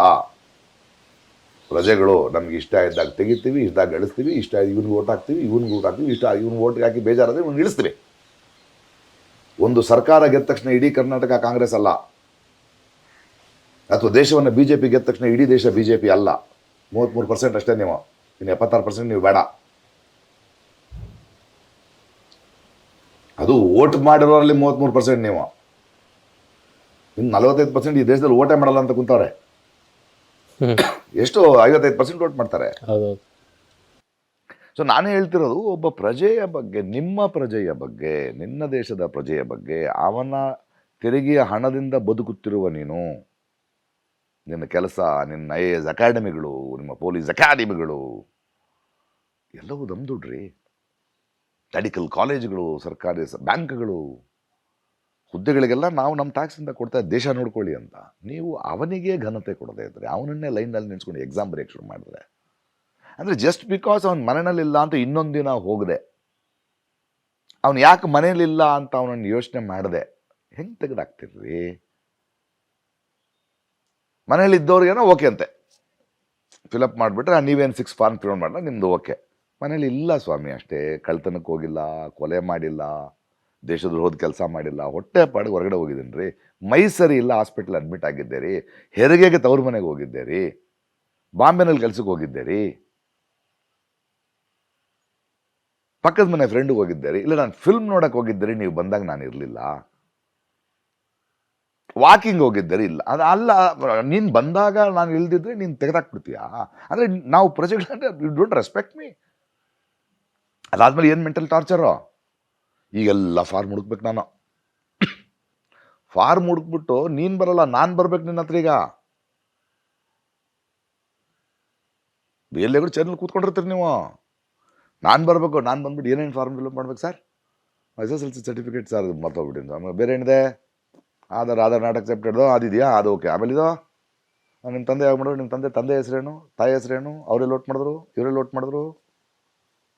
ಇವಾಗ ತಮಿಳ್ನಾಡು ಅಂತರ್ಜಾತಿ ವಿವಾಹ ಆಗ್ಬಿಟ್ಟಿರ್ತಾರೆ, ಮನೆ ಕಾಲಿಟ್ರೆ ಕೊಲ್ತೀನಿ ಅಂತ ಹೇಳಿರ್ತಾರೆ ಅವರು. ಬಂದಿಲ್ಲಿ ಮದುವೆ ಮಾಡ್ಕೊಂಡು ಇದಾರೆ ಗಂಡ ಹೆಂಡತಿ. ಇವಾಗ ಅವ್ರ ಅಮ್ಮನ ಪರ್ಮಿಟ್ ಕೇಳ್ಕೊಡ್ಬೇಕು, ಅವಳು ಕೊಡ್ತಾರಾ ಸರ್? ಕೊಡ್ತಾರಾ? ಅಲ್ಲ, ನಾನೇನು ಹೇಳ್ತಿದ್ದೀನಿ ಅಂದರೆ, ಇಡೀ ಪ್ರಕ್ರಿಯೆಯೇ ಒಬ್ಬ ಮನುಷ್ಯನ, ಪ್ರಜೆಯ ಘನತೆಯನ್ನೇ ನೀವು ಅವಮಾನ ಮಾಡೋ ರೀತಿಯಲ್ಲಿ ಮಾಡಿದ್ರೆ ಹೆಂಗೆ? ಈ ಪ್ರಶ್ನೆ ನಾನು ಕೇಳಿದ್ರೆ ನಾನು ಹೆಂಗೆ BJP ಅವ್ರಿಗೆ ಯಾಕೆ ಕೋಪ ಬರ್ತದೆ? ಎಲ್ಲರ ಮಕ್ಕಳು ತಾನೇ ರೀ. ಒಂದು ಸರ್ಕಾರಿ ಶಾಲೆ ಯಾಕೆ ಸರಿಯಿಲ್ಲ ಅಂದ್ರೆ ನಿಮ್ಮ ಮಕ್ಕಳು ಅಲ್ಲಿಗೆ ಹೋಗ್ತಾ ಇದ್ದಾರೆ ರೀ. GST ಯಾಕೆ ಜಾಸ್ತಿ ಮಾಡ್ತೀರಿ? ನೀವು ಕಟ್ತಾ ಇದ್ದೀರಿ. ಪೆಟ್ರೋಲ್ ಬೆಲೆ ಜಾಸ್ತಿ ಅಂದರೆ ನೀವು ಹಾಕ್ತಾ ಇದ್ದೀರಿ. ಅವ್ನು ಕೇಳಿದೆ, ಪೆಟ್ರೋಲ್ ಬೆಲೆ ಏನು ಅವ್ರಿಗೋಸ್ಕರ ನಾನು 10 ರೂಪಾಯಿ ಬೆಲೆ ಜಾಸ್ತಿ ಮಾಡೋಕ್ಕಾಗಲ್ವೋ? ನಮ್ಮ ಮೋದಿಗೋಸ್ಕರ 10 ರೂಪಾಯಿ ಅಲ್ಲ ಕಣ ಅದು. ನೀನು ಹಾಕ್ಕೊಳ್ಳೋ 1 ಲೀಟ್ರ್ ಪೆಟ್ರೋಲ್ ಹಾಕ್ಬೇಕಾದ್ರೆ ನೀನು 10 ರೂಪಾಯಿ ಜಾಸ್ತಿ ಕೊಟ್ಟೆ. ನಿನ್ನ ಮಕ್ಕಳು ಸ್ಕೂಲಿಗೆ ಆಟೋನಲ್ಲಿ ಹೋಗ್ತಿರ್ತಾರಲ್ಲ, ಅವ್ನು ಬಂದ್ಬಿಟ್ಟು ಪೆಟ್ರೋಲ್ ಬೆಲೆ ಜಾಸ್ತಿ ಆಗ್ಬಿಟ್ಟಿದೆ ಸರ್, 5 ರೂಪಾಯಿ ಜಾಸ್ತಿ ಮಾಡಿದ್ದೀನಿ ಅಂತಾನೆ, ಅದನ್ನು ನೀನೇ ಕಟ್ಬೇಕು. ಇಲ್ಲಿಂದ ಎಲ್ಲ ಹೋಗ್ಬೇಕು, ಬಸ್ ಚಾರ್ಜು ಸರ್, ಪೆಟ್ರೋಲ್ ಬೆಲೆ ಜಾಸ್ತಿ ಆಗ್ಬಿಟ್ಟಿದೆ ಸರ್, ಆಟೋ ಹತ್ತಿದ್ದೀರಿ ಅಂತ ಹಾಕೋನೆ. ಕೊನೆಗೆ ನಾವು 10 ರೂಪಾಯಿ ಜಾಸ್ತಿ ಮಾಡಿ 50 ರೂಪಾಯಿ ಕೊಡ್ತಾ ಇದೆಯಾ ಕಣ ಮೂರ್ಖ. It's A ripple effect. ನಿಮ್ಗೆ ಅರ್ಥ ಆಗ್ತಾ ಇಲ್ವಾ ಇದು? ಅದು 10 ರೂಪಾಯಿ ಅಲ್ಲ, 50 ರೂಪಾಯಿ. ಅದು 10,000 ಜನ ಕೆಲಸನ ಒಂದು ಕಡೆಯಿಂದ ತೆಗೆದಾಕ್ಬಿಟ್ರು.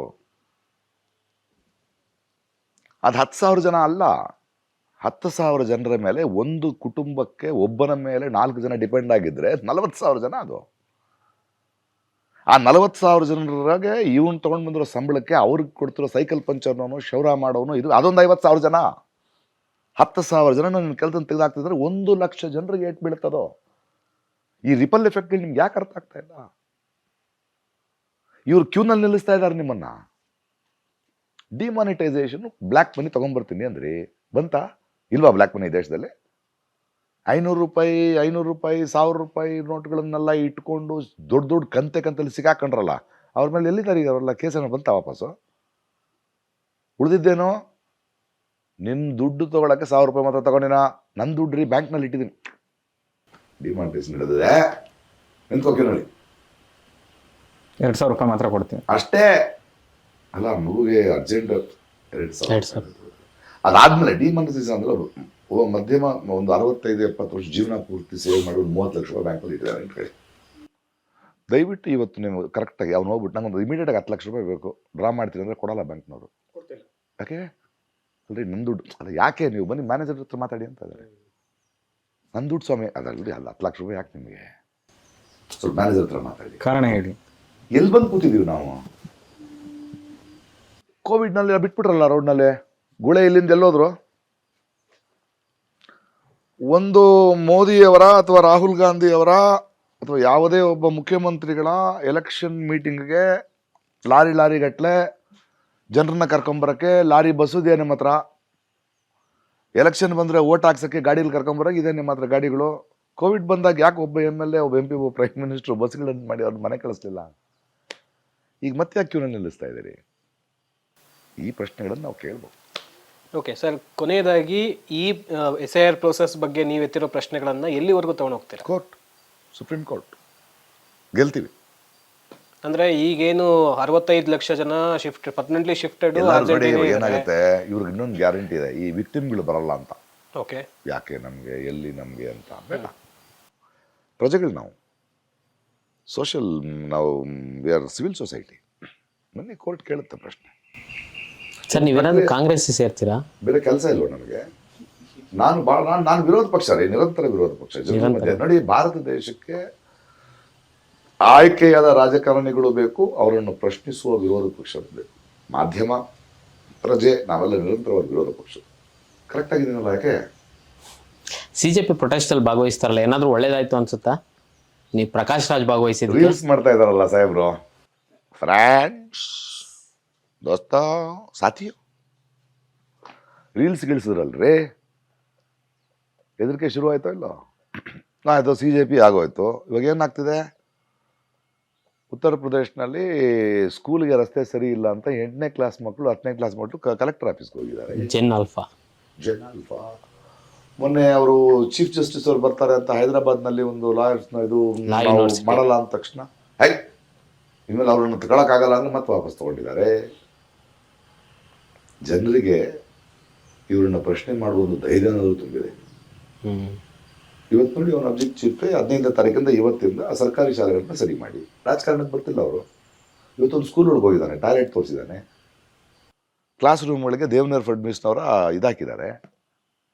ನಮಗೆ ರಾಜಕಾರಣ ಬೇಡ.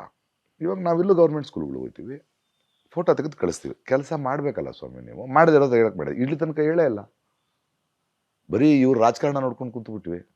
ನಮ್ಗೆ ರಾಜಕಾರಣ ಬೇಡ, ನಾವಿಲ್ಲಿ ಪ್ರಜೆಗಳಾಗಿದ್ದು ಈ ಸಮಸ್ಯೆಗಳನ್ನ ಹೇಳ್ತೀವಿ. ಪ್ರಕಾಶ್ ರಾಜ್ ಬಗ್ಗೆ ಕರ್ನಾಟಕದಲ್ಲಿರುವ ಒಂದು ಮಾಸ್ ಒಪಿನಿಯನ್ ಗೊತ್ತಾ ನಿಮಗೆ? ಗೊತ್ತಿಲ್ಲ. ತುಂಬ ಜನ ಪ್ರೀತಿಸ್ತಾರೆ ಗೊತ್ತು, ಯಾಕಂದರೆ ದ್ವೇಷದವ್ರು ನನ್ನ ಹತ್ರ ಬರ್ತಾ ಇಲ್ಲ. ನಾನು ಭಾಳ ಕಡೆ ಓಡಾಡ್ತೀನಿ, ಫ್ಲೈಟ್ನಲ್ಲಿ ಓಡಾಡ್ತೀನಿ, ಟ್ರೈನಲ್ಲಿ ಓಡಾಡ್ತೀನಿ, ಚಿಕ್ಕ ರೆಸ್ಟೋರೆಂಟ್ಗಳಿಗೆ ಹೋಗ್ತೀನಿ, ಎಲ್ಲಂದ್ರಲ್ಲಿ ಪ್ರಯಾಣ ಮಾಡ್ತೀನಿ. ಎಲ್ಲಿ ಹೋದ್ರೂ ನನ್ನ ಹತ್ರ ಬಂದು, ನಿಮ್ಗೆ ನಟರಾಗ ಅಷ್ಟೇ ಅಲ್ಲ, ನೀವು ಧ್ವನಿ ಎತ್ತಿದ್ದೀರಿ, ನಮ್ಗೆ ಅದ್ರ ಬಗ್ಗೆ ಗೌರವ ಇದೆ, ಒಂದು ವ್ಯಕ್ತಿತ್ವವಾಗಿ ಬೆಳೆದಿದ್ದೀರಿ, ಪ್ರಬುದ್ಧವಾಗಿ ಮಾತಾಡ್ತೀರಿ ಅಂತ ಸೋಷಿಯಲ್ ಮೀಡಿಯಾಗಳಲ್ಲಿ ಆಗ್ತಿರ್ತಾರೆ. ನಾನು ಸೋಷಿಯಲ್ ಮೀಡಿಯಲ್ಲಿ ನೋಡ್ತೀನಿ, ನನಗೆ ಇವಾಗ ಟ್ವಿಟರ್ನಲ್ಲಿ ಒಂದು 2.7 ಮಿಲಿಯನ್ಸ್ ಇದ್ದಾರೆ. 2.7 ಎಲ್ಲ ಫ್ಯಾನ್ಸ್ ಅಷ್ಟೇ ಅಲ್ಲ, ಇವ್ರುಗಳು ಇದ್ದಾರೆ, ಫಾಲೋ ಮಾಡ್ಕೊಂಡವ್ರೆ. ಸೊ ಕಮೆಂಟ್ ಸೆಕ್ಷನ್ ನೋಡ್ತೀನಿ ನಾನು. ಕಮೆಂಟ್ ಸೆಕ್ಷನಲ್ಲಿ ನಿಮಗೆ ಒಂದು 1 ಮಿಲಿಯನ್ ಲೈಕ್ಸ್ ಇರುತ್ತೆ, ಒಂದು 50,000 ರೀಟ್ವೀಟ್ಸ್ ಇರುತ್ತೆ. 50,000 ರೀಟ್ವೀಟ್ಸ್ ಜೆನ್ಯೂನ್ ಅವರು. ಕಮೆಂಟ್ ಇರುತ್ತೆ, ಕಮೆಂಟ್ ಒಂದು 2,000 ಕಮೆಂಟ್ ಇರುತ್ತೆ. ಸುಮ್ಮನೆ ಹಿಂಗೆ ನೋಡೋದು ನಿಮಗೆ 200 ಜನ ಬೈತಿರ್ತಾರೆ, 1,800 ಜನ ನೀನು ಕರೆಕ್ಟ್ ಅಂತಿರ್ತಾರೆ. ನಾನು ಯಾರ ಧೈರ್ಯದಲ್ಲಿ ನಾನು ಕೂತ್ಕೊಳ್ಳಿ, ನನ್ನ ಬಲ ಏನು? ಲೈಕ್ ಮಾಡೋನು ಇಷ್ಟ, ಹಿಂಗೆ ಅಷ್ಟೇ. ರೀಟ್ವೀಟ್ ಮಾಡೋನು ನೋಡಿ ಇನ್ನೊಬ್ಬನ ಕಳಿಸ್ತಾನೆ, ಅದು ಎಷ್ಟು ಜನಕ್ಕೆ ಹೋಗುತ್ತೆ ಗೊತ್ತಿಲ್ಲ. ಕಮೆಂಟ್ ಮಾಡೋನು ನಾನೇನಾದ್ರು ಹೇಳ್ಬೇಕು ಅಂತ, ಇವನೊಂದು ಬೈಬೇಕು ಅಂತ ಬಂದವ್ರೆ ಅಂದರೆ ಅವ್ನು ಹೀ ಸ್ಪೆಂಡಿಂಗ್ ಟೈಮ್. ನಾನು ಹೇಳಿದ್ದು ಕೇಳಿಸ್ಕೊಂಡವನು, ಕೇಳಿಸ್ಕೊಂಡ ಕಮೆಂಟ್ಗಳು ನೋಡ್ತೀನಿ. ಇವಾಗ ನಾನು ಏನಾದರೂ ಹೇಳಿದ್ರೆ, ಅದರ ಬಗ್ಗೆ ಮಾತಾಡಿದ್ರೆ ಅವನು ಕಮೆಂಟ್ ಮಾಡ್ತಿದ್ದ, ದ್ರೋಹಿ, ದೇಶದ್ರೋಹಿ. ಅರೆ ಏನು ಹೇಳದ್ನಪ್ಪ ನಾನು? ಹಿಂದೂ ವಿರೋಧಿ, ಕ್ರಿಶ್ಚಿಯನ್. ಸರಿ, ಏನು ಮಾಡಪ್ಪ ಅಂದರೆ, ಆಮೇಲೆ ಅವರು ನನ್ನ ದೇಶದ ಪ್ರಜೆಗಳೇ, ಯಾವತ್ತಾರು ಬದಲಾಗ್ಬೋದು. ನಮಗೆ ದ್ವೇಷಿಸ್ ಗೊತ್ತಿಲ್ಲ, ಪ್ರೀತಿ ಅಷ್ಟೇ. ತುಂಬ ಸಹನೆ ಮತ್ತು ತುಂಬ ವರ್ಷಗಳ ಪ್ರೀತಿಯಿಂದ ಅವನು ಬದಲಾಗ್ಬೋದು. ರೀಸೆಂಟಾಗಿ ಉಡುಪಿಯಲ್ಲಿ ಯಶ್ಪಾಲ್ ಸುವರ್ಣ ಅವರು ಒಂದು ಹೇಳಿಕೆ ನೀವು ಗಮನಿಸಿದಿರ ಅನ್ಸುತ್ತೆ, ತುಂಬ ವ್ಯಾಪಕವಾಗಿ ಚರ್ಚೆ ಆಯಿತು. ಅವ್ರಿಗೆ ಉತ್ತರ ಕೊಡಿ ಅಂತಾರೆ. ನಮಗೆ ಅವರು ಉತ್ತರ ಪಕ್ಷಕ್ಕೆ ಬಿಜೆಪಿ ಕರ್ನಾಟಕದ ಪಕ್ಷ ಅಲ್ರಿ, ಅದು ಉತ್ತರ ಭಾರತದ ಪಕ್ಷ. ಸೊ ಉತ್ತರ ಪಕ್ಷದ ಉತ್ತರ ಕುಮಾರರಿಗೆ ಉತ್ತರ ಕೊಡಬೇಕಾದ ಅವಶ್ಯಕತೆ ನನಗಿಲ್ಲ. ಆಮೇಲೆ ಏನು ಮಾಡಲಿ, ಅವನ ಕೇಸ್ ಹಾಕಿ ಅಂತಾರೆ. ಏನು ಮಾಡೋದು, ಅವನು ಬದಲಾಗಬೇಕು ಅಂತ ಕಾಯ್ತಾ ಇದ್ದೀನಿ ನಾನು. ಅದಕ್ಕೆ ಅಲ್ಲ, ನಮ್ಮ ಉಡುಪಿ ದಕ್ಷಿಣ ಕನ್ನಡ ಜನರೇ ಹೇಳಿದ್ರಲ್ಲ, ಬ್ಯೂಟಿಫುಲ್ ಆಗಿ ಒಬ್ರು ಕಮೆಂಟ್ ಹಾಕಿದ್ರು, ಅಲ್ರಿ ಪ್ರಕಾಶ್ ರೈ ಅವರನ್ನು ನೀವು ಮೀನಿಗೆ ಆಹಾರ ಅಂದರೆ ಹೇಗೆ ಹಾಕ್ತೀರಿ, ಅವ್ರಿಗೊಂದು ಗಾಳ ಹಾಕಿದ್ರೆ ಗಾಳ ಬಿದ್ದೋಗ್ಬಿಡ್ತಲ್ಲ, ಸ್ವಲ್ಪ ದೊಡ್ಡ ಗಾತ್ರ ಅದು, ಅದನ್ನು 1 ಲಕ್ಷ ಪೀಸ್ಗಳನ್ನಾಗಿ ಮಾಡಿ ಮೀನಿಗೆ ಆಹಾರ ಕೊಟ್ಟರೆ 1 ಲಕ್ಷಾಂತರ ಮೀನುಗಳು ತಿನ್ನತ್ತೆ, ಸರಿ. ಆದರೆ ನೀವು ಜೀವನೋಪಾಯಕ್ಕಾಗಿ ಆ ಮೀನುಗಳನ್ನು ಬಲೆ ಹಾಕಿ ಹಿಡಿದು ದಕ್ಷಿಣ ಕನ್ನಡದ ಜನರೆಲ್ಲ ಆ ಮೀನನ್ನು ತಿಂದು ಅವರೊಳಗೆಲ್ಲ ಪ್ರಕಾಶ್ ರೈ ಬಂದುಬಿಟ್ರೆ ಏನು ಮಾಡ್ತೀರಿ? ಅದು BJPಗೆ RSSಗೆ ಮಾರಕವಾಗಬಹುದು. ಆದ್ದರಿಂದ ಸ್ವಲ್ಪ ಟ್ರಾನ್ಸ್ಪೋರ್ಟು ಬೇರೆ ಐಡಿಯಾಗಳು ಸ್ವಲ್ಪ ಕಾಸ್ಟ್ಲಿ ಆದರೂ ನೀವು ಅದ್ರ ಬಗ್ಗೆ ಯೋಚನೆ ಮಾಡೋದು ಒಳ್ಳೇದು ಅಂತಾರೆ. ಈ ಥರ ಜನ ನನಗೆ ಉತ್ತರ ಕೊಡ್ಬೇಕಾದ್ರೆ ನಾನು ಏನು ಮಾಡಲಿ? ಅದೇನದು ಅಂದರೆ ಪ್ರಕಾಶ್ ರೈ ಸೈದ್ಧಾಂತಿಕವಾಗಿ ಪ್ರಾಬ್ಲಮ್ ಇದೆ, ಸೈದ್ಧಾಂತಿಕವಾಗಿ ನನ್ನ ಸಮಸ್ಯೆ ಇದೆ ನಿಮ್ಮ ಜೊತೆ ಅಂತ ಮಾತಾಡು. ಅದನ್ನು ಮಾತಾಡೋದು ಬಿಟ್ಟು ಪುಡಿ ಕೊಲ್ಲಬೇಕು. ಅದು ಎಲ್ಲಿಂದ ಬಂತು ನಿನಗೆ? ಒಬ್ಬ ನಿನಗೆ ಇಷ್ಟ ಆಗಿರೋ ಮಾತಾಡಿದೆ ಅಂದರೆ ಕೊಲ್ತೀನಿ ಅಂದರೆ ನಿಮಗಿರೋದು ಪವರ್ ಯೂಸ್ ಮಾಡಿ ಕೊಲ್ಲಬೇಕು, ಸಾಯಿಸಬೇಕು, ಬಾಯಿ ಮುಚ್ಚಿಸ್ಬೇಕು. ಅದು ಹೆಂಗ್ರಿ ಮನುಷ್ಯರಾಗ್ತಾರೆ? ನನಗೆ ನಿಮಗೆ ಒಂದು ವಿಷಯ ಇಷ್ಟ ಇಲ್ಲ, ನಾವಿಬ್ಬರು ವಾಗ್ವಾದ ಮಾಡೋಣ, ಸಂವಾದ ಮಾಡೋಣ. ಬಹುಶಃ ಸಂವಾದದಿಂದ ನಾನು ಹೇಳಿದ ಸರಿಂದ ನೀನು ಒಪ್ಕೋಬೋದು, ನೀನು ಹೇಳಿದ ಸರಿ ನಾನು ಒಪ್ಕೋಬೋದು, ಇಬ್ಬರು ಒಪ್ಕೊಳ್ಳಿಲ್ವಾ, ಸರಿ ಬದುಕೋಣ. ಏನು ಇವಾಗ ನೀನೇನು ಅಂತ ನಂಗೆ ಗೊತ್ತಾಯ್ತು, ನಾನೇನು ಗೊತ್ತಾಯ್ತು, ಕೊಂದುಬಿಡ್ತೀನಿ ಅಂದರೆ ಕೊಲೆ ಕರೆ ಕೊಡ್ತೀರಾ? ಅದಕ್ಕೆ ಒಂದಷ್ಟು ಜನ ಚಪ್ಪಾಳೆ, ವೋಟರ್ ಐ ಡಿ ಹೋಗ್ಬಿಟ್ಟು ಒಂದು ಬಾಂಗ್ಲಾದೇಶಕ್ಕೆ ಬಂತು, ಒಳ್ಳೆ ಕೆಲಸ ಮಾಡಿ. ಹಿಂಗಾದ್ರೂ ಒಂದು ಒಳ್ಳೆ ಬುದ್ಧಿಯನ್ನು ಮೋದಿಯವರು ಕಲಿಸಿದ್ರು. ಅವನೀಗ ವೋಟರ್ ಅಲ್ಲ, ಇಷ್ಟು ದಿನ 4 ವೋಟರ್ ಐ ಡಿ ಇದೆ ಅಂತ ಹೇಳ್ತಿದ್ರು, ಈಗ ವೋಟರ್ ಐ ಡಿ ಅಲ್ಲ, ಈ ದೇಶದ ಪ್ರಜೆ ಎಲ್ಲ ಕರೆಕ್ಟಾಗಿ ಬುದ್ಧಿ ಕಲಿಸಿದ್ರಿ, ಅವರನ್ನು ಕಳಿಸ್ಬಿಡಿ ಪಾಕಿಸ್ತಾನಕ್ಕಂತ. ಒಳ್ಳೆ ಕಥೆ ಆಯ್ತಲ್ಲ. ಅದರಲ್ಲಿ ನಿಮಗೆ ಏನಂತಹ ವಿಕೃತ ಆನಂದ ಅಂತವ್ರು ನೋಡಿ. ನಾವು ಪಾಪ ಇವರು ನಮ್ಮ ದೇಶದವರೇ ಅಲ್ವಾ, ಅವ್ರಿಗೇನು ಹೇಳ್ತಿದ್ದೀನಿ ಅಂದರೆ, ಭಾರತ ದೇಶ ಅನ್ನೋ ಈ ನೌಕೆ ಬೋಟಿನಿಂದ ಅದು ತೂತಾಗಿದೆ, ಮುಳುಗ್ತಾ ಇದೆ. ಮೊದಲು ಅದನ್ನು ಮುಚ್ಚೋಣ, ಆಮೇಲೆ ನಾವಿಬ್ರು ಜಗಳ ಆಡ್ಕೊಳ್ಳೋಣ ಅಂತ. ಇಲ್ಲ ನಾವೇ ಜಗಳ ಆಡ್ಕೊಂಡಿದ್ರೆ ನಾವಿಬ್ರೂ ಇರೋಣ, ಬೋಟು ಇರಲ್ರಿ. ಸೊ ದಯವಿಟ್ಟು ಈ ಕೊಲೆ ಬೆದರಿಕೆ. ಸರ್, ಈಗ ಮತದಾರರ ಹಕ್ಕು ಉಳಿಸೋ ನಿಮ್ಮ ಹೋರಾಟ ಹೀಗೆ ಮುಂದುವರಿಯುತ್ತೆ ಸರ್? ಅದು ನೀವು ಏನು ಬೇಕಲ್ರಿ, ನಾವು ಅದು ಹೆಂಗೆ ಅದು ಹೋರಾಟ ಅಂತ ಶುರು ಮಾಡಿದ್ಮೇಲೆ, ಅವರಲ್ಲಿ ಇಷ್ಟು ತಪ್ಪುಗಳಾದ್ಮೇಲೆ ನಾವು ಬೇರೆ ಬೇರೆ ಜನಪರ ಹೋರಾಟಗಳನ್ನ ಮಾಡಬೇಕು, 10 ಇಂಟರ್ವ್ಯೂಗಳನ್ನ ಮಾಡಬೇಕು, ಎಲ್ಲ ಕಡೆ ಬರೀಬೇಕು, ಸುಪ್ರೀಂ ಕೋರ್ಟ್ಗೆ ಹೋಗಬೇಕು, ನೋಡೋಣ ಏನಾಗುತ್ತೆ ಅಂತ. Okay, thank you sir. Thank you sir. ಬಹಳಷ್ಟು ವಿಚಾರಗಳನ್ನು ಚರ್ಚೆ ಮಾಡಿದ್ದೀವಿ. Thank you so much sir. Thank you.